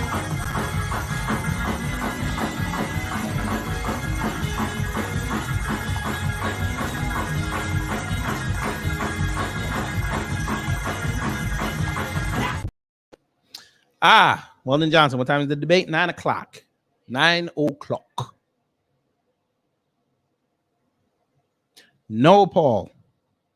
Jamaican people are letting an Asian woman try to teach the history. And it's not working. But anyway. Wild J, hello. I'm so tired of these people, man. I just I wish Byron Dawes got slapped in the back of the head instead of a pat on the head. I don't know. Just listening to him talk just gets on my nerves. Who was that 80s looking turtle dude at the end that was talking on that black panel? I think that was Latron Price. Never heard of him. His face looked familiar, and I looked it up. He went to some protest in Houston back in 2017. About what? I was trying to look it up. I didn't even see what it was for. I'm gonna look it up real quick. I don't know. I don't know. His face looked familiar. The only person I recognized was Byron McDonald's, and then what's old dude name? Carson. He was over there asleep. I mean, listen. They caught him in the office sleeping one day. Well, it is what it is. I ain't gonna lie. You is right on daggone Wesley Hunt. He looked like Bobby Lashley for real. Woo. Great value, Bobby Lashley. You're not going to disrespect Robert like that. You're not going to do that. Yeah, Bobby's Dominican, right? It sounds about right. Yeah, he said in an interview last year that he came out. It came out his dad or some of his parents came from the Dominican. I was like, you dark as a motherfucker. Nothing wrong with that. Hey, he listen. He been on code so far. I ain't hear him say nothing. No, he ain't say nothing stupid. Look, the same since I'm gonna let him live. I'm gonna let him live too. He Caribbean, so I'm gonna let him live. Hey, look, the same since he debuted. His mama Panamanian. I'm gonna let him live. Yeah, I don't know, man. Jesus Christ. We're gonna let Roberto live. And the only reason, and I know somebody, I don't know who was in the chat. They said they married Snowbird. That's the reason why they do that, because it makes them look less threatening if they marry a white woman. But it still doesn't work. Look at Ben Carson. Ben Carson, fuck that. Look at Tim Scott's interview. He ain't. I thought his engagement was off. No, he just did an interview with Fox and Friends where he was holding hands with the white woman. Oh God. Come on, bro. This is bro. Everybody's gift gets exposed. He really trying. He ain't. Oh, who do you think he's going to announce as VP? He should announce Christy Noem. Yeah, I heard she said that she hasn't even heard from. I'm sure she didn't. Because she said something about she don't know if that dog scandal's going to hurt her. I said, look, just pick her. That would have been the perfect person because Kamami can't pull the bullshit. He picked one of them dummies. He ain't going to listen. If he picks Vivek, boy, it's over. He done lost. He lost. I'm not going outside. I'm going outside for state and local. That's it. That's what I'm saying. I'm going to write anti-hate legislation and I'm leaving. Exactly. I'm writing other Couch 2024. What?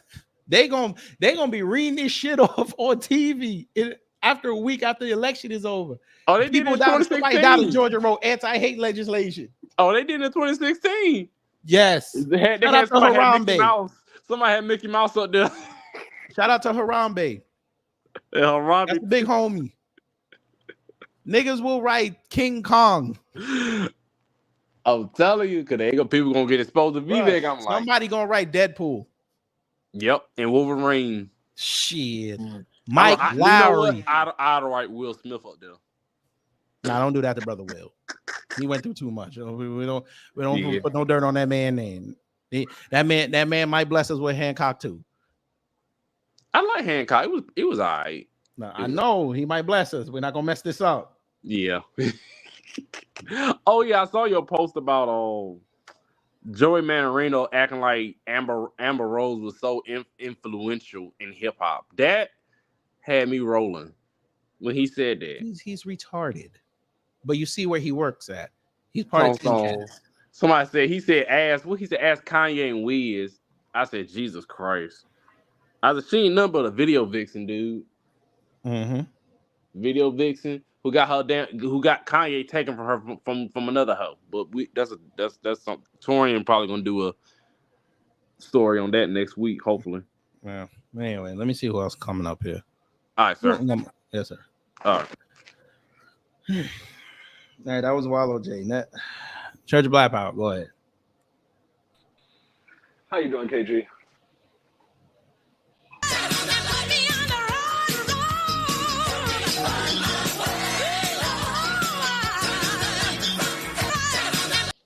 The Most High, he got to calm me down. Go ahead.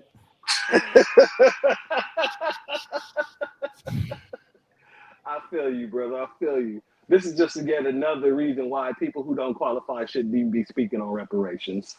That's exactly what it is. This man is taking. He just did basically what Jim Clyburn did. What about my wife? Whose family? We immigrated here, and they Come don't stop fucking with me with these reparations. Nigga, where did that come from? Hey, nigga, all I asked you was what year did you use the fryer oil from? That's all I wanted to know. You know where that came from. That man was swinging pretty hard at that catfish fish fry, bro. I'm telling you that right now. He was taking major swings. They pissing me off before this debate. I don't want to be pissed off. You know what? Let's look at it another way. Let's say they're motivating us before the debate. There's a lot of people. Listen, let me tell you something. Keep playing with me. Keep playing with me. I swear to God, I'm going. Bro, you don't understand. These people do not understand what's about to befall them in 4 months. They have no clue the onslaught that's about to happen. Look, it's going to be an all-out massacre on both sides. And we're looking at the coons, the Sambos that are literally putting their heads on the chopping blocks. See, if you're smart, you would take the leverage that we're moving with this reparations movement and actually utilize it to keep your damn seat. You know why they won't do it though, brother? Because I said the same thing in 2020. Them same stupid ass black conservatives that were running around on YouTube. I say y'all motherfuckers should have hooked up with us, even if you don't fuck with us like that, to get the message out. And then we could go back hating each other after the election, but your man would have been back in. Right. These fuckers sat up there and said, "Oh no, don't talk to no black grassroots. They over there, they love George Floyd." Okay, motherfucker. And what happened? Your man lost, and y'all been bitching for 4 years.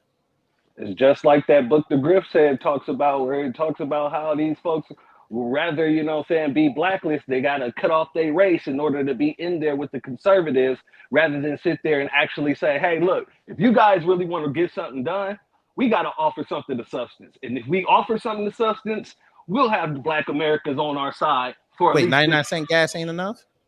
No, hell no, 99-cent gas ain't enough. This man said the black community will vote for you if you make gas go under $1. Let me tell you something. You think all black folk riding around here driving cars? Oh. Most of the people that I know who do have cars ain't even caring about the gas price at this time. Gas is gas. Exactly. Gas became an expense. That's just an expense. Exactly. We watch the pump like everybody else. Okay, damn. It's cost me $40 now a week. Okay. I gotta add that into the household expenses. Shit. Now, we got 2 cars now. The motherfucking SUV takes $60 now, so it's $100 a week. Okay. Look, gas ain't even stopping people. And that's not even counting the fact if we got kids and I got to drive them all over the place. It's not even stopping people from buying second cars, man. What the hell does gas do? Did you disappear? For the economic growth of black Americans? No, I told you they don't want us in the middle class because then they can't control us. Absolutely. You don't have to hear them no more. To be honest with you, that's the main reason why all these politicians are doing it. Like literally, especially within the black community, if the second that we start coming up, they lose their position. Their talking point, their puppetism is gone. And like Professor Black Truth and Jason Black say, when white supremacy is done with their tools, snap them right in half. And so these folks are trying their hardest to say, look, boss, I'm still good, boss. I'm still useful. Now you gotta say it right. Come on, yes, boss. Yes, boss. I'm telling you, the best thing that ever happened to them black conservatives, we got hit with the coffee venereal disease. And that's another thing. Dude's talking about black farmers and how he didn't believe or how he felt like black farmers needed certain pathways to, man, check this out. Nobody was saying anything when those napkin farmers got their little check during the vid. They got. Where were y'all with that couple out in El Paso County in Colorado? Where were y'all? Y'all should have had a goddamn press conference over there on their farm. The Maui Why town. they take the black grassroots to get action moving? And as a matter of fact, I was one of the people that broke that damn story on TikTok. Like we forced the NAACP to come out. We had to force the FBI to get involved because that's organizing. Hate these niggas, man. Hate these niggas. November 5th, family. Y'all don't understand. I'm sorry. I'm just gonna say no pause. I'm gonna have a fucking orgasm that night. I swear to you. Bruh.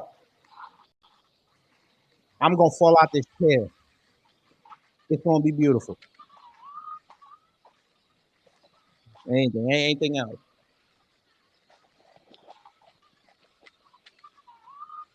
He fell asleep. Good. Yeah, I'm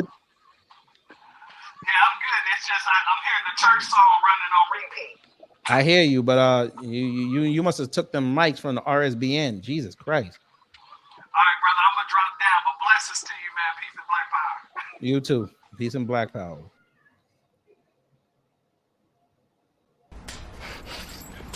Let me tell you something, man. You see a thing named police, politician. Me not trust none of them boy, the road boy. Remember. Gotta say him hello. Hey there, how are you doing? B1 brother. Same old is. What's up? Nothing much. I don't say hello because hell is a low vibration. So hi, how you doing? I'm great. How are you? I'm good, man. Just been working a lot, and I say, well, let me catch one of my brother lives because, I'm off. So, whoa, like the Coon Fest, Telepalooza, Democratic Republican shield game that they are doing, and that set up supposed to be barbershop sing. It's tasteless, disgusting, very just disingenuous. And like you said, Trump is afraid to face Black Americans, the real Black Americans, foundational Black Americans. He's afraid to speak to the public without it being plants there. But that's a politician, a triction for you. They play tricks, a pile of tricks. That's what they are. So I don't expect nothing less. That's why we're going strong and hard for the Couch 2024, because on either side of the coin, you have nothing but rubbish. And like you said, they don't even, not even willing to play to their own success that they can have. Really speaking to us about reparations and other tangibles, especially our protections such as FBA, anti-hate crime bill, looking at making our lineage tax exempt. We're not going to play the tax game because we should be a tax exempt people. You did it for the pretendians. You could do it for the actual real Americans and descendants of chattel slavery as well. And if our brothers and sisters also who are our writers who are here and have proven to be writers and down in this country that hard paying citizens and doing stuff too, I think that they should have a great discount as well on their taxes, because it's time for all of us to get something done and raise ahead. And I'm tired of all these other people always taxing on opening their mouth on FBA business. If you weren't deemed to speak on our behalf, if you're not a true writer, then your mouth should be crazy glued, gorilla glued shut. You shouldn't have anything to say. Like you were saying, he needs to get that check from Panama and Jamaica or wherever the hell all his ancestry end up being from. Yeah, you were right. Yeah, that dude is he a tether coon. I mean, I don't know what type of breed of clown he is, because every time he's somewhere he makes sure that he does something to deliver a blow towards Black Americans in this country. And with his already self-loathing colonized mindset that he has, he will never do anything upright and truly upright in standing for Black Americans or his even neighboring other cousins of the melanated diaspora. He's a cancer that needs to be cut out of society, and he needs to be exiled. I can't wait to see his nose bleed and him piss his boxers when he's, knocked out of that position that he has and truly become, unirrelevant, just like wide receiver Stacey Abrams. So we have, we know how to deal with people like that who have proven to be turncoats and ops and open enemies to the people, period. Who truly isn't doing anything viable for our communities, and they talk off the side of their necks. They play both sides of the coin. They are definitely tools for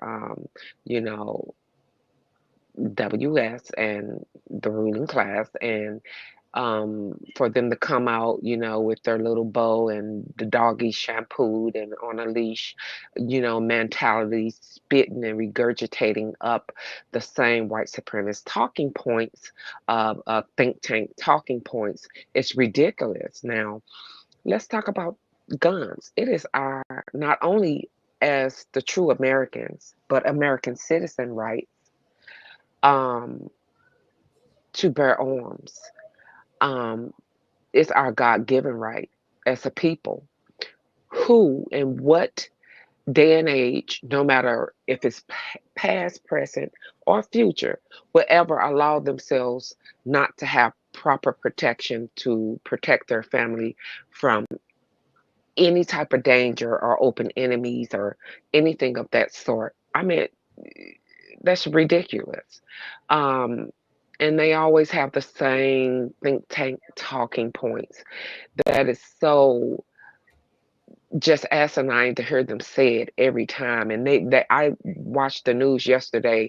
They had some two boulets on there talking about, we need to get the guns out of the community.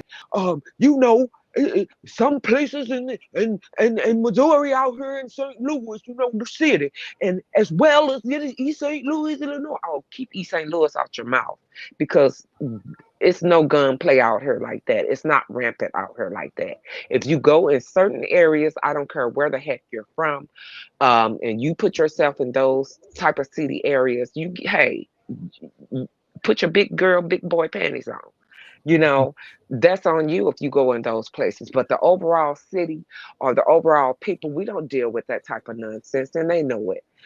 We have a right to protect ourselves, just like any Becky Sue or Kenny the meth head, or get this, they fighting for rights for illegals to bear arms. So I mean, to become police officers, they better go stick their head back into the sand trap, or go smoke some of that good or whatever it is, some type of strange meteorite rock or something. I don't know. You said what? They're going and lose it with that one. Because we're tired of them putting all their stereotypes, egotistical, narcissistic at that, stereotypes on Black America. We're just sick and tired of the foolishness. You know what I'm saying? As the girls say, at the end of the day got ended with all that bull crap that they like to pull. Yeah. We see straight through them, and we're voting Couch 2024. And salute to you, brother. I'll yield my time in case someone else have to come up and speak. So Yes, I'll ma'am. be watching. Peace. Yes, Be ma'am. one. Be one. Shout out to Goddess M. Manito, hello. Yo, what up, brother? How you doing? Same old as same So, old. so like my brother, my sister said prior to me, again, excise and exile that cancer. It's got to go. Want some real, you know, there was so many points brought up that like my head is spinning at at this point. But like my good sister said right there, prior to me, that to me is insane. Talking about guns, talking about this, talking about that, and then ignoring the fact of what happens to us. One, ignoring the fact that we are, we're not able to quote unquote, well, according to them, defend ourselves, and then you're still trying to demonize us or whatever for, just for nothing at all, for living, for having, what we supposed to be having and all that. Then you have not even just these mofos, you also have the other people that are sitting there, these crabs in the bucket, effort type, you know, trying to kind of hold you down and do all that other stuff. With the farm stuff and all the rest of that, how dare you sit there and say that? I live in New York, brother. I'm from the Bronx. I live between the Bronx and upstate New York. I am a farmer. What are you talking about? About what's happening with this and that? Like, ain't nobody trying to do that. You know how many times I done tried to apply and get some type of never. Never. They're not gonna do that for me. They're not gonna do that. I have no record. I have no nothing. I have none of that. I'm a 36-year-old man doing my thing, doing my thing.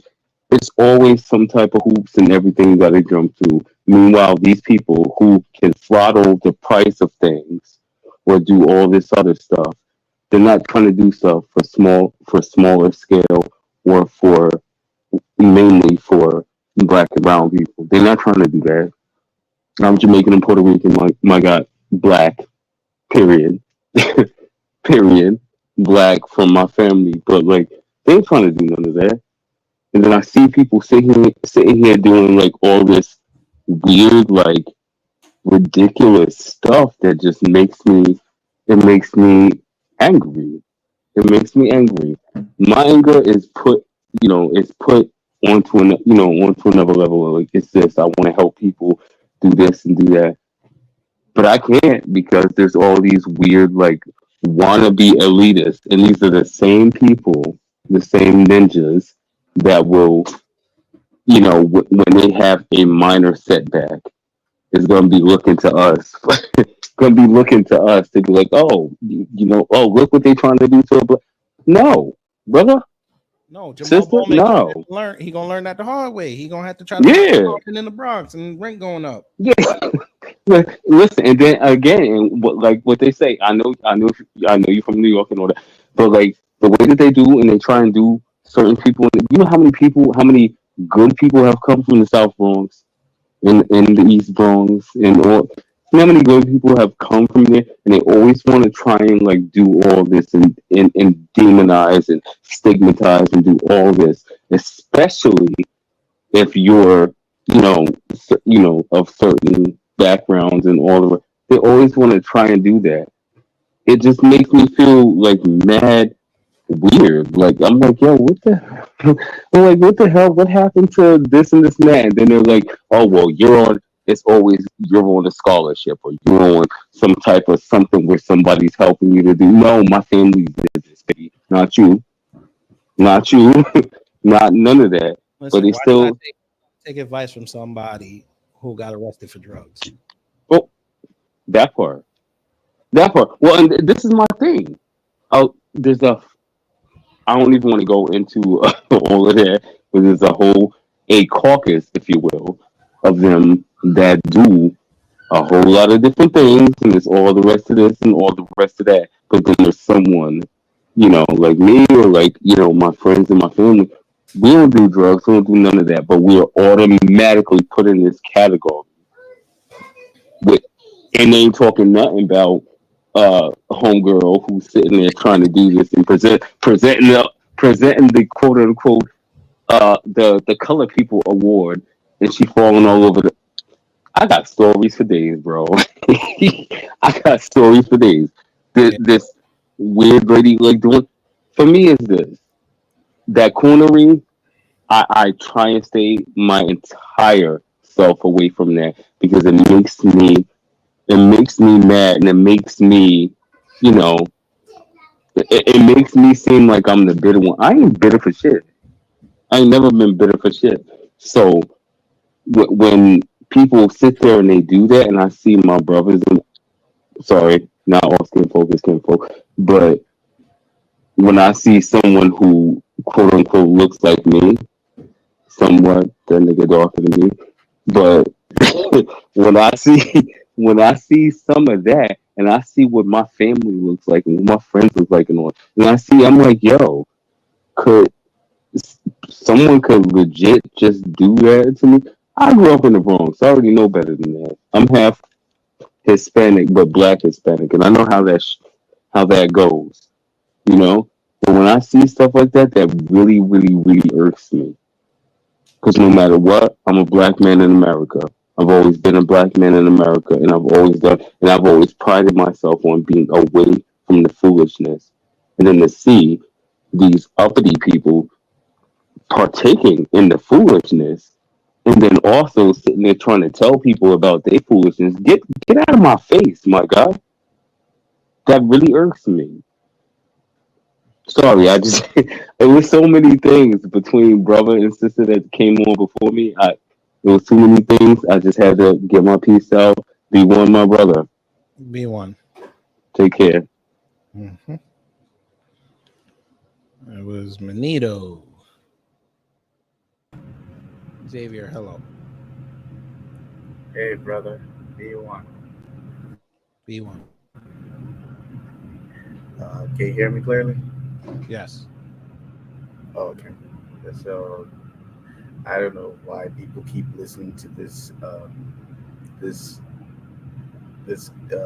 Byron Donalds fella, because I don't get what one thing that always fascinates me about these conservatives is the fact that they don't seem to see themselves as black people. They just pretend, or they delude themselves into thinking that they're above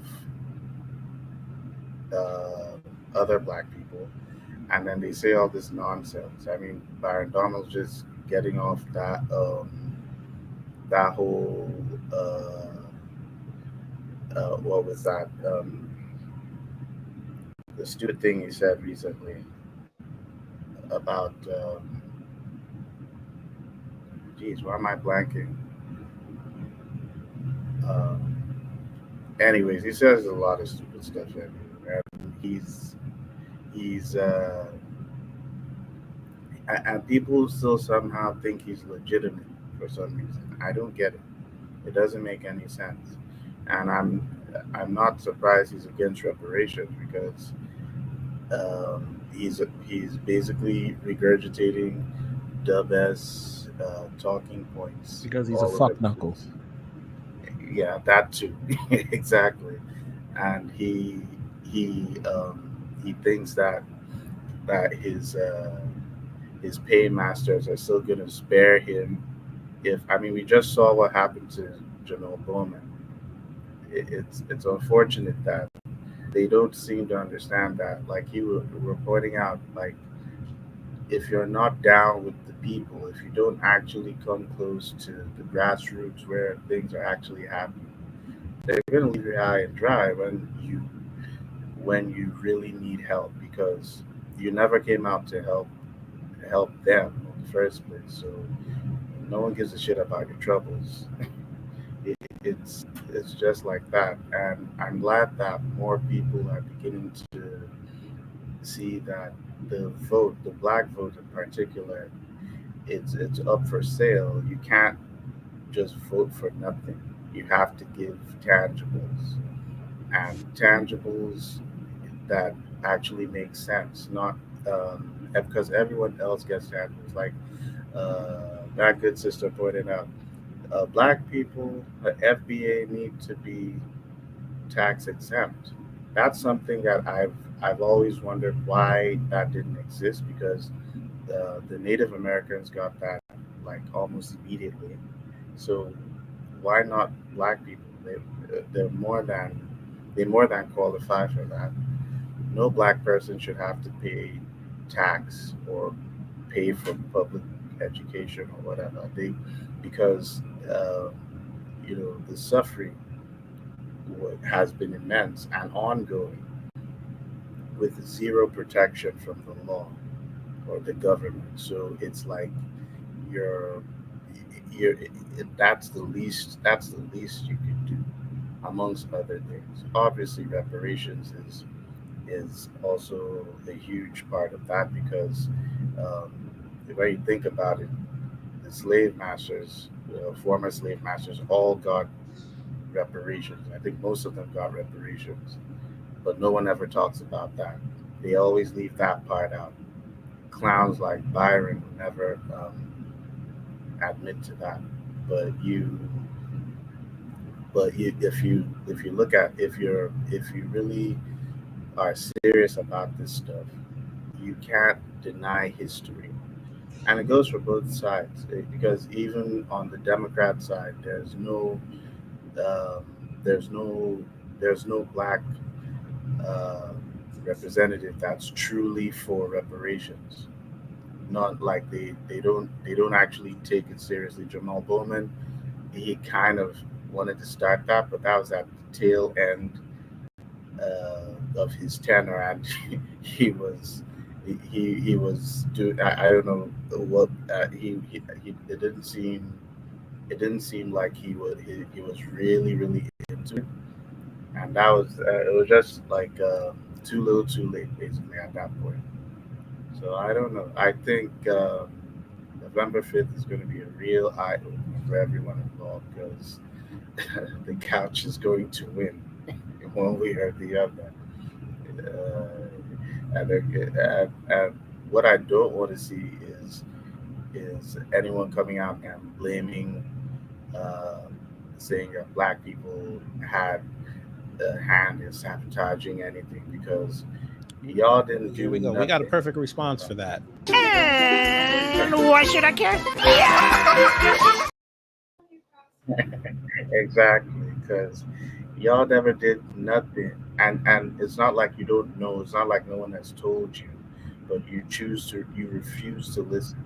The Democrats pretend like, oh, black people are going to come out anyway. The Republicans don't even want to hear anything about reparations. You said you were talking about how you think 45 should come out for reparations. If he ever does that, that's going to be the fastest way he torpedoes his entire campaign. Because I can assure you that his primary base, those evangelicals, you're going to shoot that shit down straight up. Like it's not Word. even good. And why should I care? But at the Give a end, flying at the end fuck what they don't and don't what they do and don't like. I don't care, because they don't fuck with us anyway. So who cares? yeah, no, true. I'm just saying, like at the end of the day, either Listen, way, it's either high. I'm gonna say way, something. It's high time for us to not worry about what the fuck they thinking about. fair. We don't think about them. We don't think about them. I guarantee if they polled us, they are not on our mind. I got other shit I got to deal with. I got things. I told you I can go right now, any day. I can just have a straight up stream. I don't even have to mention these motherfuckers. I'll do numbers. These fuckers Exactly. have to mention us to get people to come to their page. and they don't do anything sincerely, so it doesn't even matter. That's what I'm saying. Yeah, Valentina Gomez, nobody gives a fuck about that bitch with her fucked up legs, but she had to say something about black people for people to come over to her page, and then she tried to go up in there with them white supremacists, and they told her about herself. Told her to get back in the kitchen and get the tongue tacos ready. And where your cousins at? Because we know you from Colombia, so where the hoes at? That's what they care. Nowhere to be found. It's really bad. I'm telling you right now, the next white person that try to tell you that y'all don't deserve reparations. And why should I care? Exactly. And when they like, okay, go ahead and tell me why we don't deserve reparations, and they're like, well, it's like this. I think it's. And why should I care? That's all you got to do. Exactly. It's really that simple. Anyways, that's really all I got. Fuck them all, and you know, I really appreciate you and all the work you do, and I it's truly amazing all the your impact on this whole movement, and you know, that's really what I gotta say, and keep fighting that good fight. So I will bow out now, what we here for. And B1.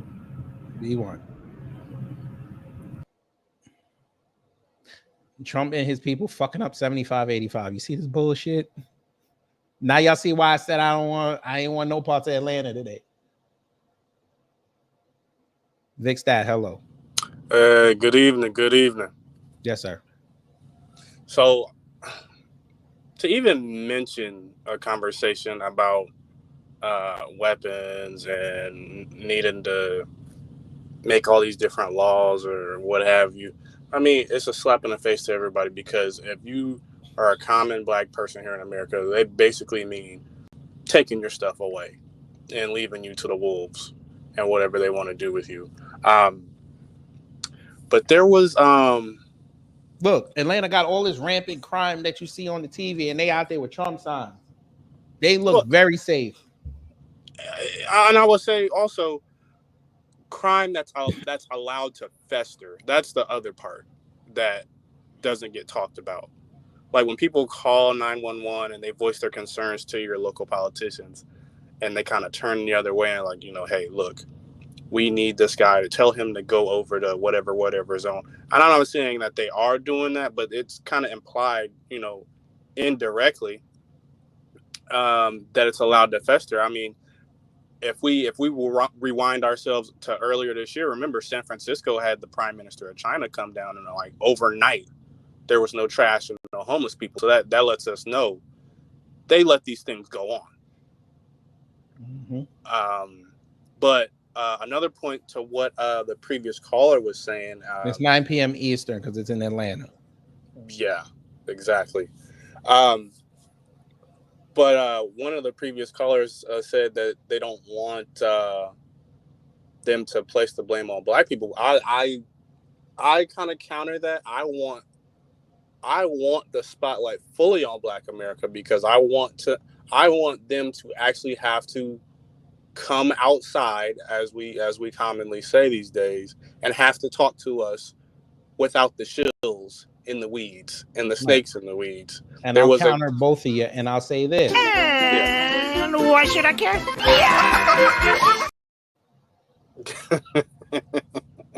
Because November 5th, we're all going to do this here. We finna get up in here, whoop these niggas' ass right quick. Right. There was for those of you that followed Dr. Frances Cress Welsing, she once did an interview or a debate with Dr. William Shockley, the father of eugenics in Silicon Valley. The host was a very, very prominent interviewer named Tony Brown, and he once said that there's going to come a time where the Democrats are going to have to come face to face with Black America and know without a shadow of a doubt that they lost the election because of Black America. He said that back in the 80s. But yeah, like you said, TikTok, November 5th is coming. I'm thinking of putting a wager down. What do you think? What kind of wager?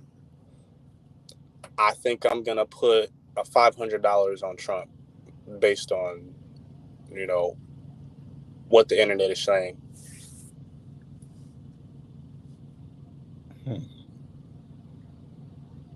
Because they even had betting slips on what he was gonna say in the debate.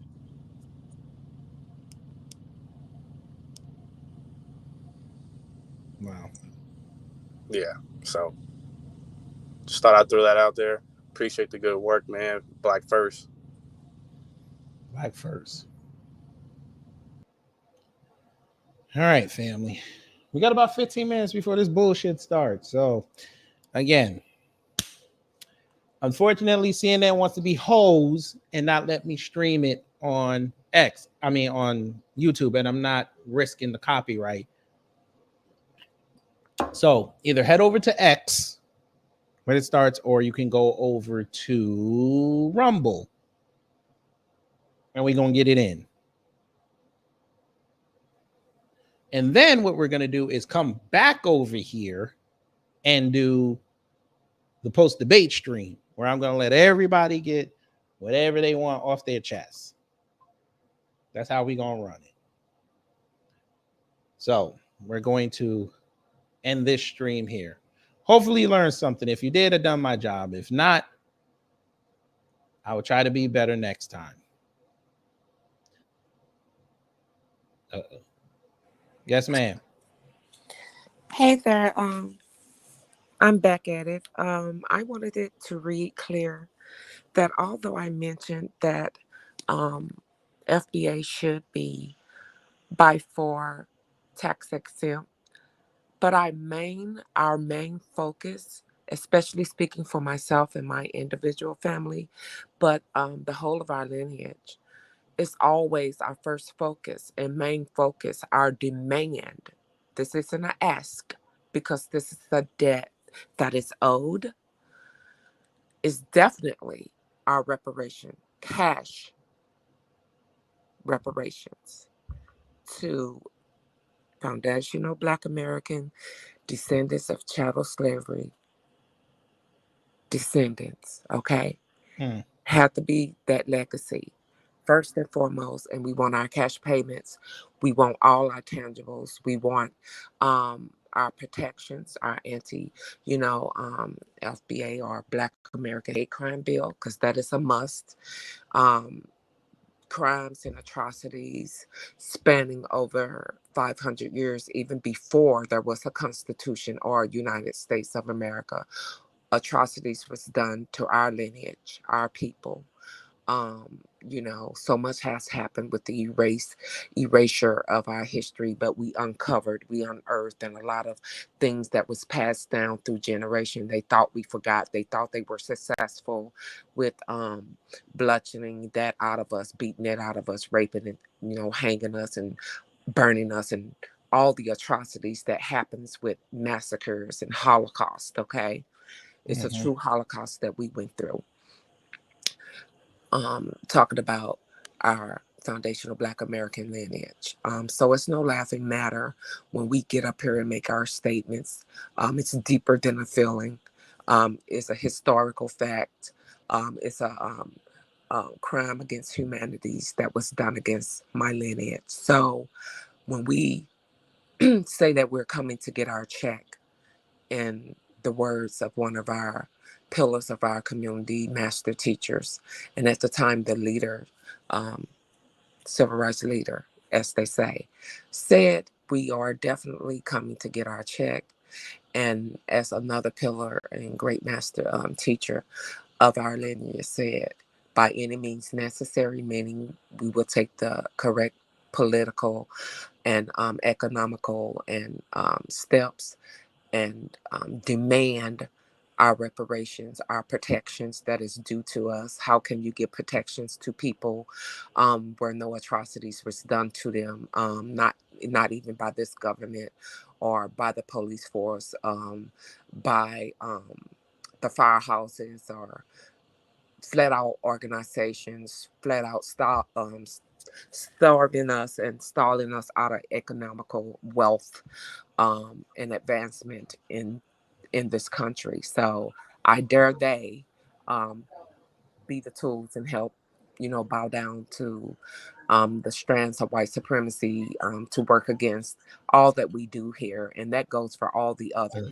ethnicities who have played a role in this, and they will be judged, Yes, ma'am. by divine creator. But to wrap it up, we definitely want our cash reparations, and from there we will do whatever building, whatever we need to do to secure land, and things of that nature. And tax exempt will be one, and definitely a hate crime bill is the other, and immigration control, along with massive deportation. This is what we as Black Americans not only crave, this is our demands, this is what we want, and this is what must happen, because it's actually for the overall good of the country and our brothers and sisters who got here and did it the right way, of the diaspora, regardless if it's Africa or of the Caribbean. So I always put a word out, a positivity and unity on that front. But our riders are few and far between. They know who they are, and even those who stand up when they hear the rest of their cousins and family being ridiculous. Also, be one. Shout out to you. My salute to us as human beings in this country, fighting a good fight and correcting and standing tall and making it work. Shout out to you, brother. Again, be one. And yes, I'm single. Bye-bye. Bye. Okay. She's single. All right, fellas. You got to come correct though with her. Got to say them don't play. But anyway, so guys, head over to X or Rumble. We're about to start. So y'all take care, stay safe, and you know what to do when the ages of chaos come to mess up your existence.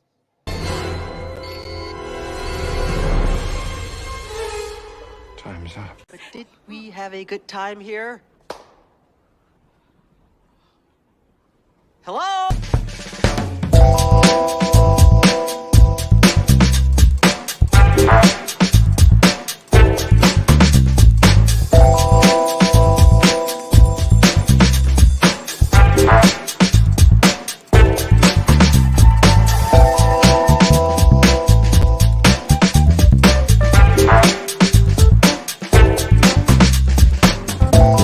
At the end of the day gotta end.